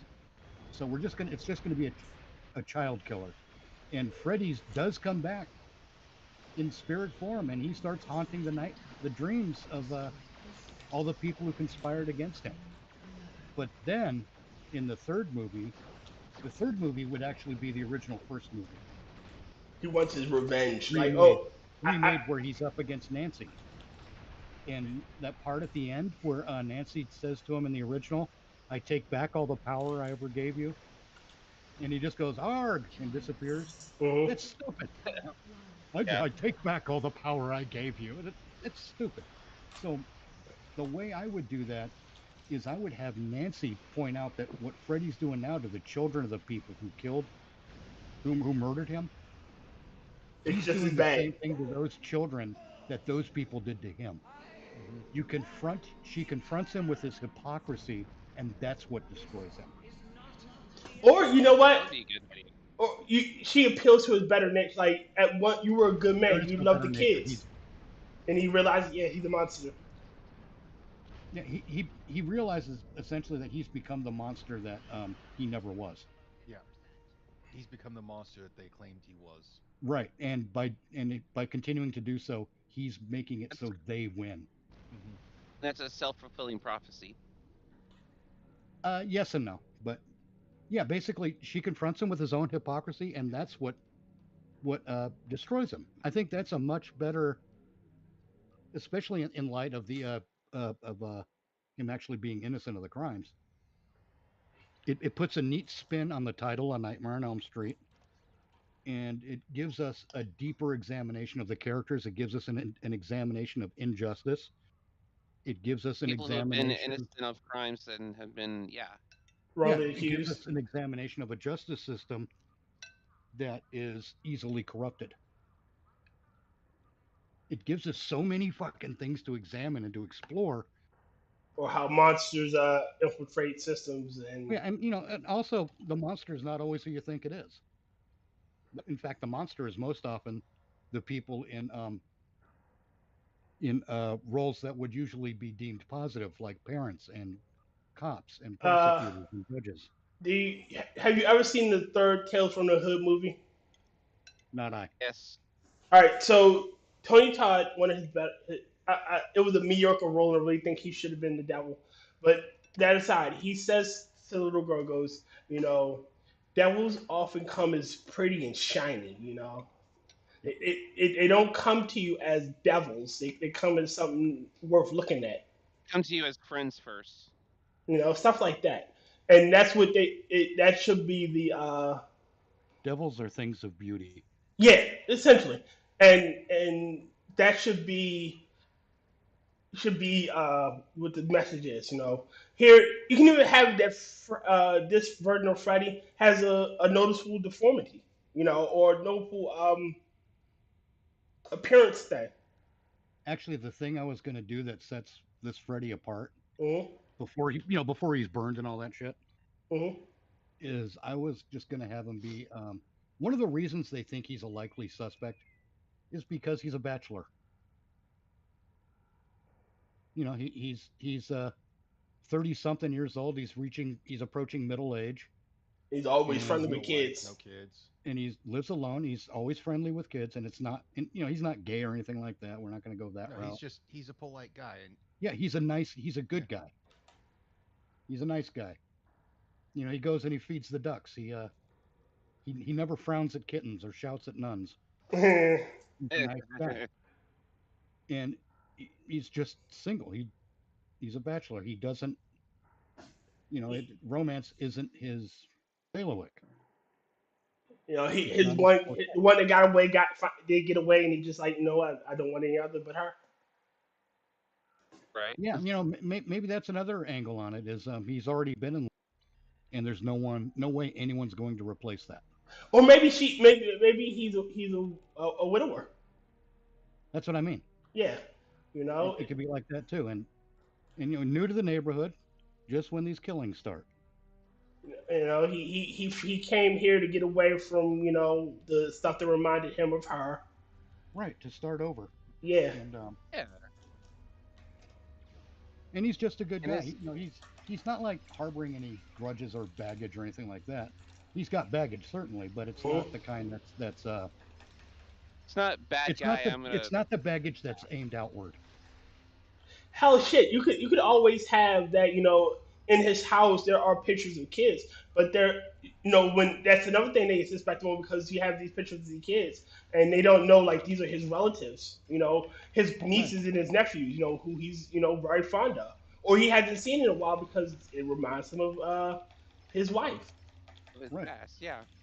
You know, and that And could be a no oh one see, but none of the other characters ever learned that he's got that kind of a history yeah, because he's Hmm. because of everything that's going on, they immediately suspect him. you And can even and have they don't necessarily immediately suspect him in a they're just like, hey, there's a child killer on the loose. Let's just all watch the kids. It's not like they're going, oh, he's the child killer. They're just like, no, let's just watch the kids, make sure everything's okay. And here's this guy. Like the reason that the reason that they could suspect him is that he's always around the kids and all that. Right. At first, it's like, hey, hey, Fred, can you come watch so and so for a bit because we have a thing. Yeah, sure. And he It doesn't does. bother him. Right, and everything's fine, but then 2 days later, the kid is kidnapped and killed. Oh, that would suck. That would be immediately on him. Yeah. Yeah, and again, it's not because Freddy did it. It's because in this version Of another killer in the town. It's a cop who's doing this stuff to the kids. Oh, that's even bigger twist right there. Shit, you can even have it. You can even have that Yeah. he's spying. He's spying on like, hey, he was with this one yesterday. Okay. Yeah, probably a little bit of that too, actually, because the cop is going to need a scapegoat or a red herring of some kind eventually, and the cop knows it. Yeah. You gonna need a patsy. Yes. Essentially, yeah. But I like this version, and you could have when they break into his house, holy shit, he has all these pictures of little kids. Again, they don't know that these are just relatives of his. Right. And that people already think that they're like his kid trophies or something. Yeah, Exactly. here's him kissing on this little boy or this little girl. Again, not knowing. And once the police go to arrest him, that's when that one cop gets to go and plant all the fucking evidence Yeah. at his house. The knife that he used, or something Well, like no, that. the cop uses the glove. The cop built the glove. Oh. Oh, I can see in the end, like that's how he gets the glove. He takes it from the cop. And that's the big piece of evidence that is planted is the glove. But of course, Freddy adopts the glove as a result. Yeah, that would be good. That's his revenge weapon. Yes. It's all part of his. The sequel would be called like Freddy's Revenge. Well, no, I wouldn't go that far. That's already been done. That was part 2. Or you could have it. Part 2 had the scariest Freddy Krueger, by the way. Or you could have you could do it after like this, judge, jury, and execution. What? The naming for the trilogy. The first one is judge, the second one is jury, and the third one is the execution. Because the jury part makes no sense. That's cheesy, if you ask me. I think I would just do it parts 1, 2, and 3. Fair enough. Just a trilogy. We don't need to go any deeper. Cute puns. In this version, though, when Freddy becomes the monster in part 2, he still he still speaks. He's still very talkative, but he's not being funny. He's being mean. Welcome to prime time, bitch. Yeah, none of that cute shit. He's being fucking mean. I think that the reason that Freddy was all like very comically done. This is something that most people don't know about me is I actually find horror movies, the old school ones, very funny. Well, a lot of them are silly that way. They're very funny in a way like I don't like them. Maybe they're too scary. No, they're actually really fucking funny. There's a lot of funny moments in these movies. There are. I'd make simple one. Like Freddy's one-liners, or like the ridiculous kills that Michael Myers does. Excuse me. Like, I was laughing my ass off. I was laughing my ass off at Cocaine Bear because it was so ridiculous. Again, Your mic, bro? huh? That's the other thing. With critical drinkers, it seems like his mic's been going weird on him. Yeah, it Well, kind of that's because it's right by my nose. Sorry. God damn, your nose is that big? Wow. I do actually have a pretty big nose. You have a big old Jewish nose, and it's there 5 minutes early wherever he goes. One of my other things about making a horror film is the kills are not silly. You can't make them silly. You got to make them vicious and realistic. Just so they not realistic, but they have to make sense. Okay, someone's the killers killed people with like a machete and then kitchen knife, Mm-hmm. and but you don't suddenly get them into complicated, heavy farming equipment. You know, you don't get them a thresher suddenly. Yeah. You don't have them drying a Zamboni. You know, you You're don't. You about don't. to be killed by a Zamboni. It's perfectly fine.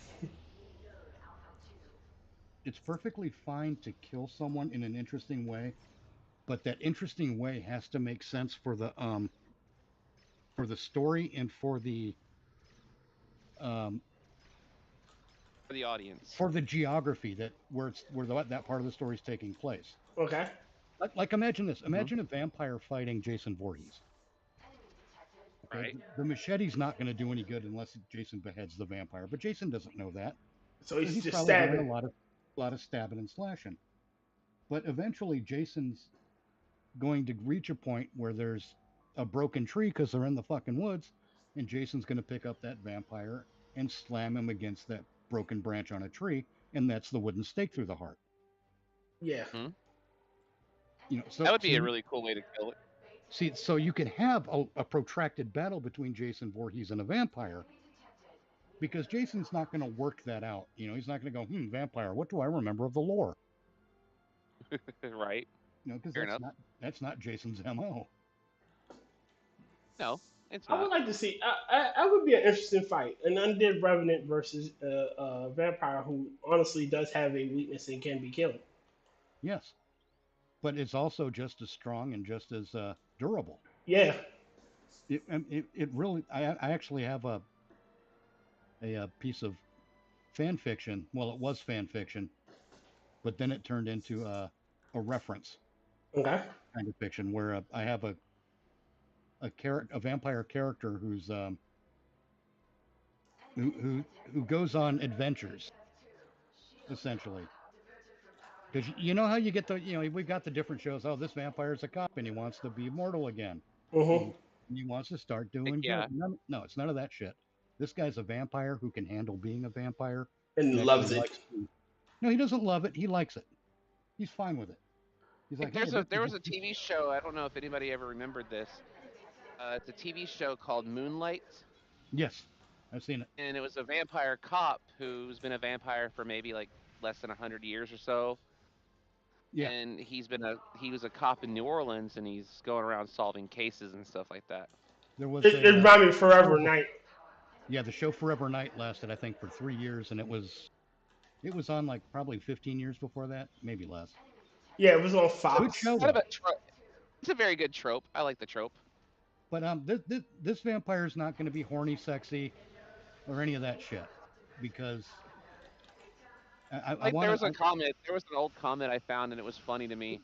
It was like, it says, "Why are vampires always rich?" And the comment below it was, "Well, if you live to be about 250, if you're living for about 250 years and you're still broke, just walk yourself into the sunlight."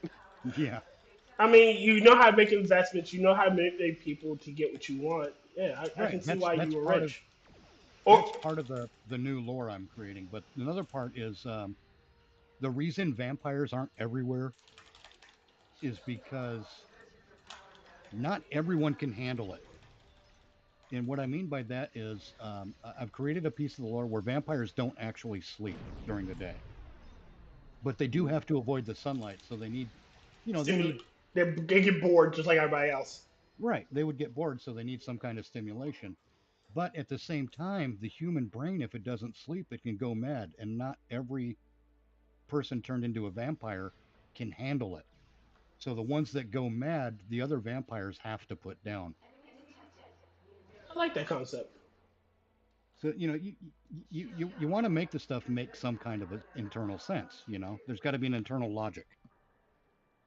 But this vampire, he's off looking for his friend, and because he's off looking for his friend,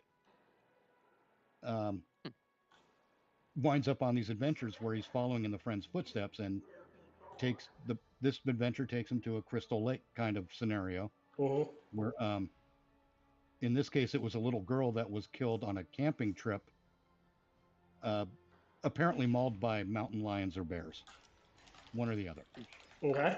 And it's because she wandered off to go to the bathroom, and all of the camp counselor characters, chaperones in this case, I guess, were busy Horny getting sex everything slaving. else. Well, they'd all gotten to the campsite. They had like an hour of daylight left, and they were busy getting shit set up. They weren't distracted by horny sex.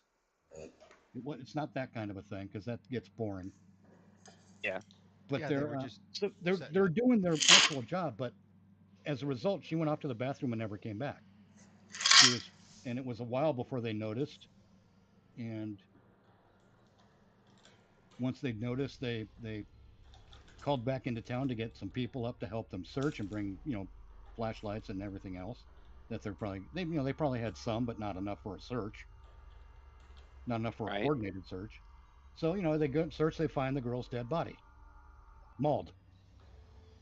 And her parents, her mother sort of disappears from public life. She's no reason to be in the PTA, so she's dropped out. No longer, they don't need to be in the Rotary Club or anything like. So She's become a recluse. She's become a recluse. She's just stuck at home and trying like hell to cope. That's her coping mechanism. Her husband, on the other hand, his coping mechanism is to keep going to work. He never stops loving her, but their marriage never heals from the loss of their daughter. They never get divorced either. But the next year, that same camping. The fuck is wrong with my camera? I don't know. But that same year, the same camping excursion happens again, and the chaperones wind up dying. Okay. Ooh. And well, the little girl's father, his name is Jack Morris.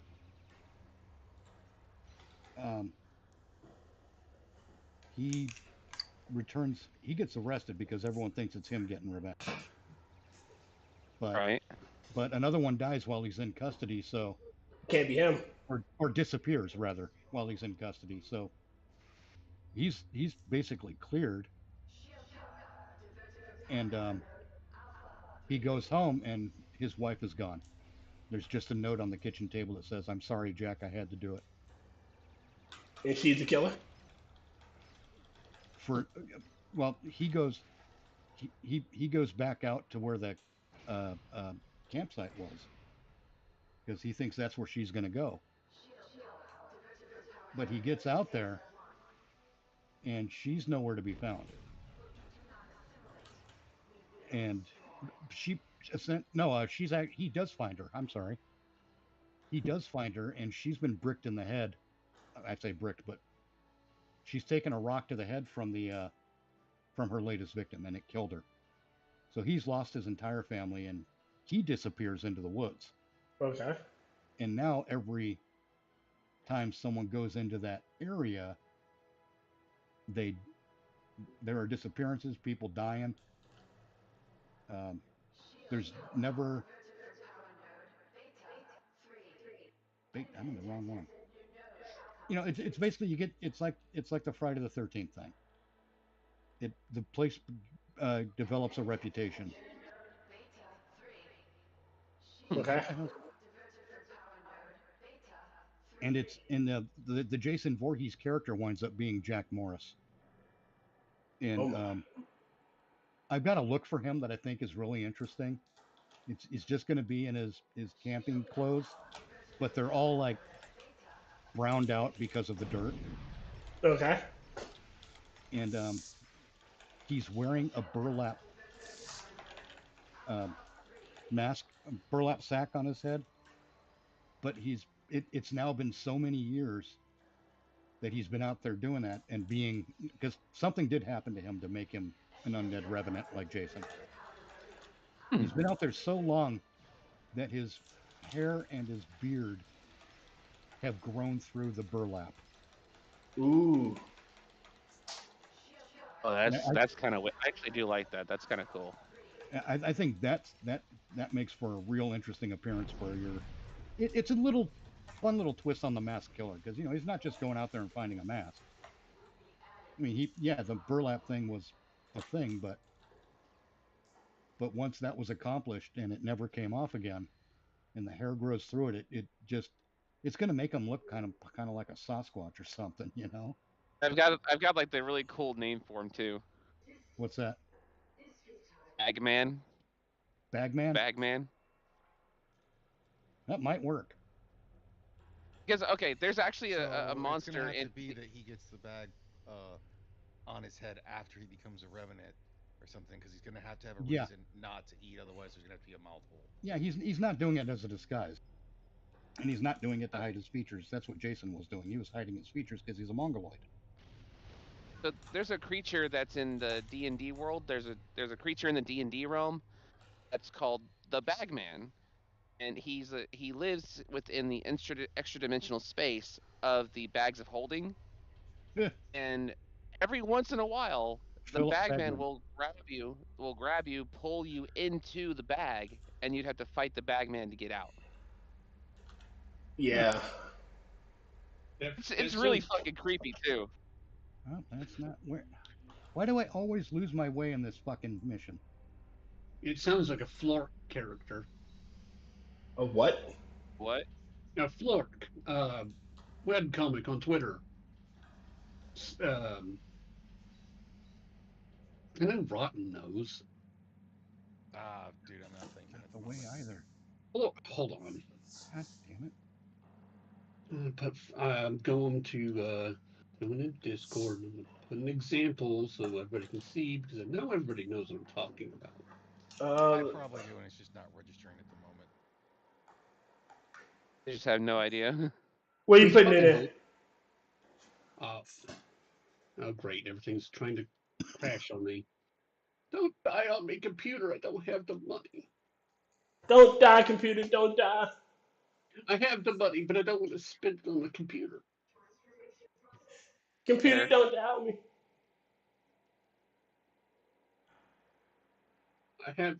I have camera, computer, and car funds, and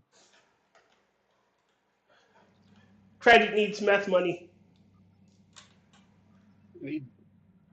Okay, here it is. Where'd you put it? Memes. All right, I'll. Good. I'm lost. The memes. Oh, those webcomics. Yeah.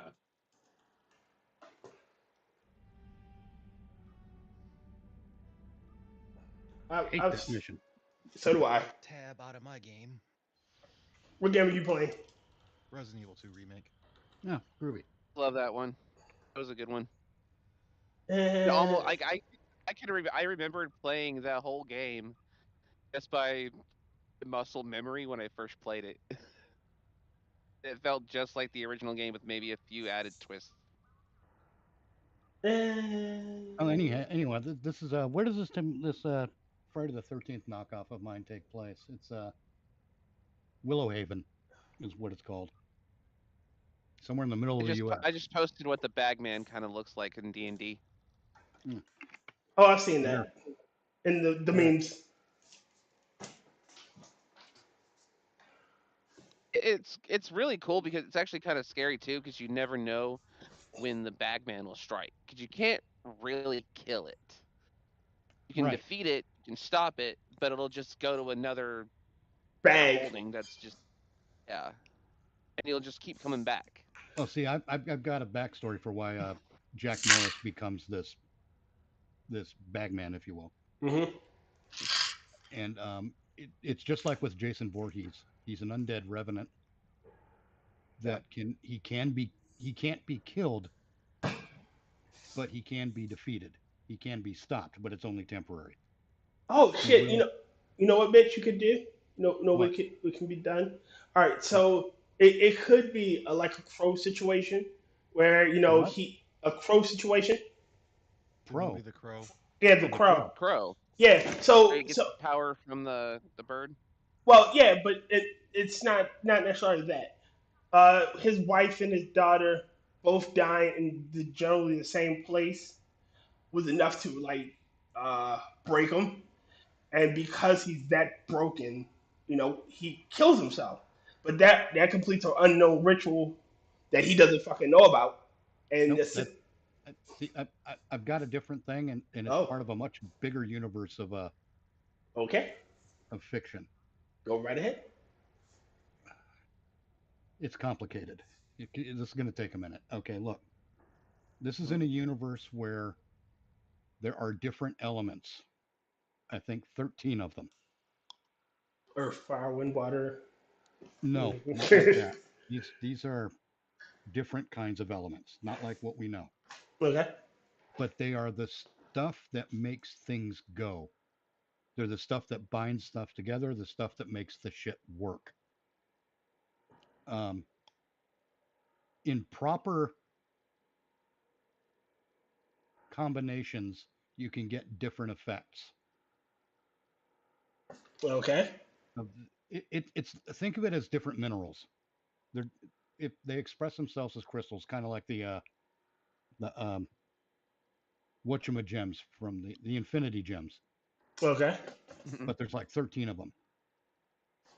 And I'll give you an example. One device is known as a master key. The master key uses all 13 of them. And what these crystals do is they harness different types of energies, including thought. Okay. So if you have a master key that contains all 13 of these elements, you are nearly godlike. Or you're responsible and you don't let yourself be nearly godlike, but you still have access to certain things with this master key. But that's only if you got all 13. Okay. So with the master key, for example, you could think yourself a doorway to another time and another place, and even to another person's individual perspective. Basically, if I had this thing, instead of going from a timeline or an alternate universe, I can go into the reality that you perceive, but it's still the same reality. You're just seeing the world from a different view. The reality that I perceive. And, of course, because I'm doing that, I'd be able to see that there are differences in how we perceive things. Interesting. But what happens with Jack Morris is he finds... the death of his family drives him mad, and he never returns home. When the police look at his home, all they find is the note left by his wife.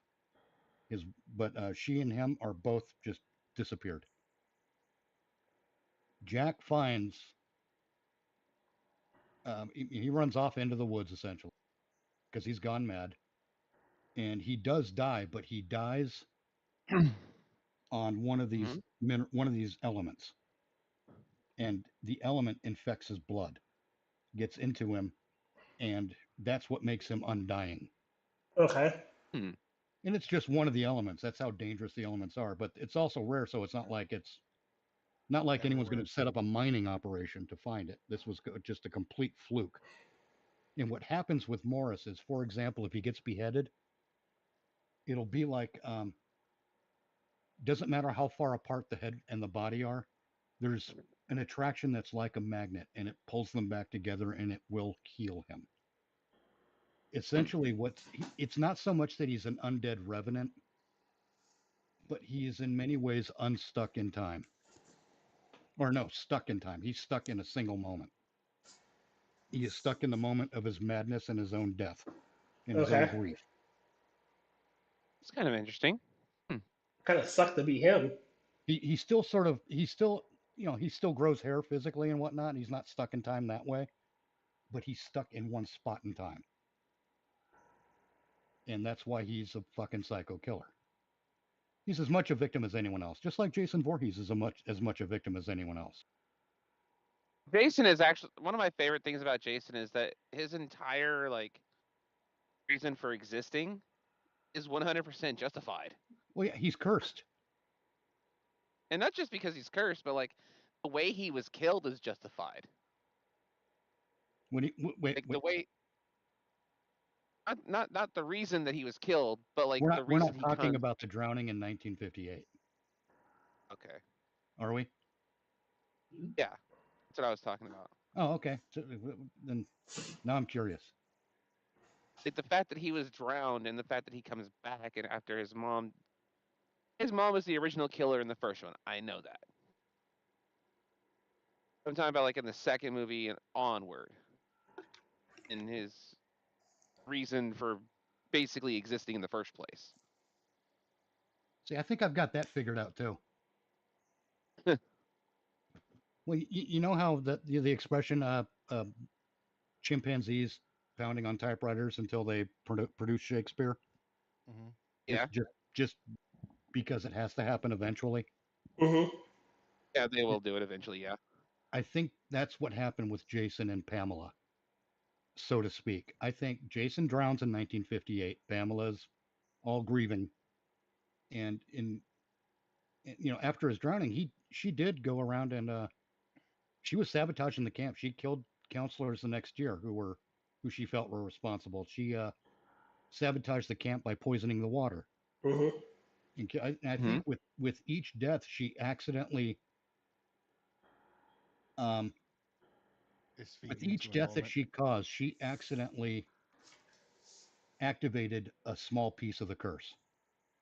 I think so too. And over time, by the time we get to the first movie,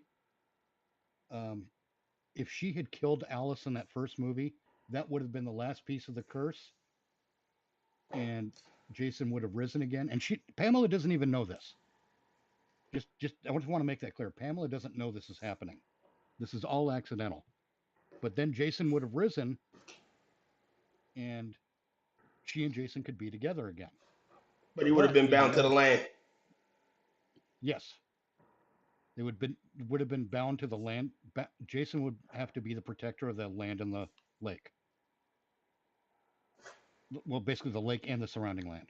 But because Alice kills Pamela, it throws the whole thing off kilter. And once Pamela's blood gets into the water, if you will, it fucks up the curse. So there's no way out of it for Jason. He's now just cursed forever. Because the only person who could have removed the curse would have been Pamela because she instigated it. But since she's died, there's no one to remove it. So Jason's just fucked forever. And yes, he can still be killed and he can still be stopped. But if you look at like a part 6 where Tommy jams him with a fence post and a lightning strike, that wouldn't ordinarily bring a corpse back to life. But because of this half-ass curse, it's Jason enough. Jason will always come back for some reason. If be it a bolt of lightning or a fart in the right direction, whatever. It's a fart in the wind. Fair. Yes, Jason will always come back somehow. A dog pissing fire. Yeah, something. Kind of like what Chucky says at the end of I think Bride of Chucky, it was at the end of Seed of Chucky where he was like, "I always come back, but dying is such a bitch." Yeah, basically. See, I think One of my favorite lines. When Pamela started, Jason stopped rotting. That's why we see, and it was, that's why we see him partially normal at the end of the first movie. Mm-hmm. But I think that was a dream, but it was an expression of the curse in Alice's dream. When young Jason rises from the lake and grabs her. But I do think that he stopped rotting, and with each kill, he healed up a little bit. And then after a while, he began to age normally, and that's why we see him as a full-grown adult in part 2. Okay. That's an interesting idea. Little bits of the curse, as they're applied, they're having different effects on him. I even thought of a fun little prequel film to do about Crystal Lake, where ancient civilization, pre-Native American, okay? Oh, clever. Older. Pre-Native that way we can invent it as we go, right? Mm-hmm. Yeah. That's clever. A pre-Native American ancient civilization who is privy to this curse, and other things, obviously. Well, then, of It's, course they would be. They get invaded by ancient Vikings. Viking curse. It's not a Viking curse, but they get invaded by the Vikings in the Americas, and the curse that ordinarily would have been that Pamela accidentally activated piece by piece is a punishment placed on criminals. So the ancient civilization defeats these Vikings, and the Viking leader is then cursed to be a guardian of the land and the water. Okay. That's why Jason's territorial. That would explain why he never leaves like Crystal Lake and anything like that. He's forced to. Purpose. Oh, He's forced to protect the land. Yeah. Except for Jason X, but. Well, different. Jason X in Part 8. Let's face it. After Part 6, the series essentially became the further adventures of Jason Voorhees. In other places. Because there was no connectivity after that. But then again, Freddy vs. Jason was a really funny fucking movie. In moments, it had a moment or two, but this Viking winds up having the curse lifted after his several years of service, and he actually becomes part of the I don't know if tribe is the right word, but part of that culture. He becomes one of them. Okay. Because he served his time, they now welcome him as one of them. But someone else gets cursed, and as the culture dies out, the curse is never lifted off that guy until Pamela kills the first two counselors, and that guy just basically insta-rots because there's nothing left of him. He's been around too long. Yeah, he's been around there, but no one, but the campers, and no one's been bespoiling the land or the water. So he had no reason to kill anyone. That's what the curse is. You have to protect it, but no one's been a threat to it for hundreds of years. Okay. So when Pamela kills those first two kids, in addition to starting a curse on Jason, she accidentally. It's not that she started it; she transfers it piece by piece to Jason. Okay. So by the time Jason becomes a physical being again, the former holder of the curse is just basically dust or muck at the bottom of the lake.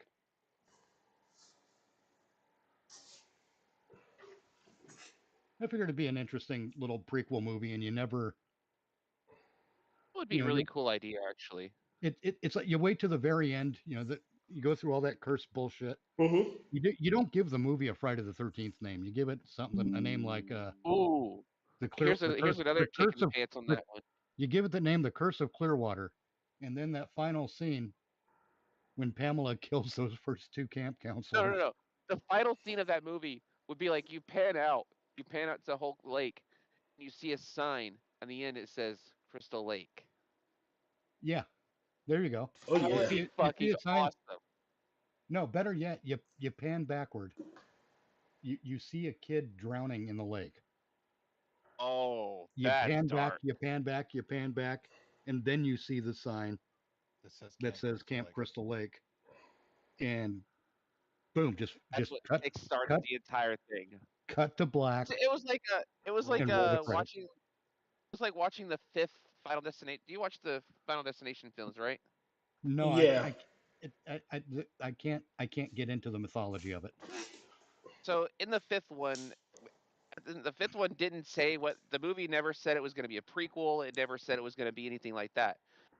But after the bridge collapsed and you kind of started to feel like it was kind of familiar, at the end of the film, everybody that survived the bridge collapse, it's on to flight 13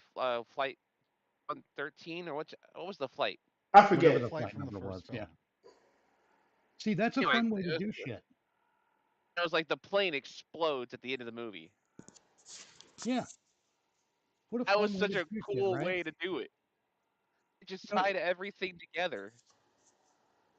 It's like with my first Michael Myers trilogy, actually with all of them, he doesn't wear a mask all the time. Mm-hmm. But we don't know it's him that we see when he's not wearing the mask. We only see that it's him in a final reveal at the end of the third trilogy or so. But what that Okay, it was does, called Flight 180. It was Flight 180 was the name. okay. The But flight's irrelevant. what that does is, as you know, once Michael's revealed, once his face is revealed, you now get to go back and watch the movie, and you can spot him in the background in a bunch of like daytime shots. You know, because it makes sense that he's in a mask for Halloween, right? Because that's, Mhm. you know, It's the everyone's wearing a season. mask. It's a disguise. And Michael's not stupid. But, you know, you can't be like November 2nd still walking around during the day in that mask. Oh, I'm a Halloween Yeah, guy. because Because in it the doesn't Rob make sense. Zombie version, in the Rob Zombie universe, it shows him he doesn't wear a mask all the time. Right. You see it you see him from behind because he's not wearing anything on his face because you don't see his face. First time you Exactly. actually do see him is you see him when he puts that Halloween mask or when he gets that Halloween mask on and he breaks out of the eh? Uh, I hate to Okay. cut this one short, guys, but I'm starting to fall asleep. Oh, all right. I'm Oh, sorry. sorry about that. No, there's nothing you guys doing. It's me. I'm starting to fall asleep. And I don't mean to. It's a cycle of life. Yes, sir. The cycle of life. We're going to sing about it? No. Oh, God, no. Ladies and gentlemen, We've been going over a little over 2 hours, so yeah. And it rules a show. are you? Did you just go Creed? Kind of. Let's not talk about it. All right. Thank you, ladies and gentlemen, for coming out. Tomorrow is the Vinians Discord day, so don't expect any shows. We have the One Ton Hammer, Genty Maxi, and Terry Dimensions Wednesday nights. Thursdays is Johnny Hellcat's night. Friday is Sanguine's night, and then we come to Saturday, which is the Hardy channel, and then Sunday is Kefki. This Thursday is Thanksgiving, so I want to wish everybody a happy Thanksgiving, and eat plenty of turkey day. Eat gobble gobble and whatnot. Um, Parting words, final thoughts, whatever. If you find a bird on your table, eat it. Okay. Critical. Beware of things that you reach into because you may get pulled into it. Rod. It's a circle. Oh, fuck. Are you there, Tragic? No, he's logged off, it looks like. Oh, well, I'm sorry. Thank you all for coming out and call it a day. Goodbye, guys. Rock on. Ishimasu.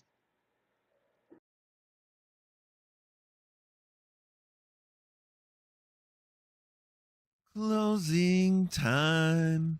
Time for you to go out to the places you will be from.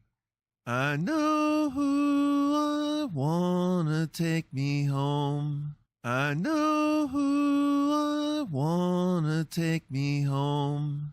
I know who I wanna take me home. Take me home. Closing time. You don't have to go home, but you can't stay here.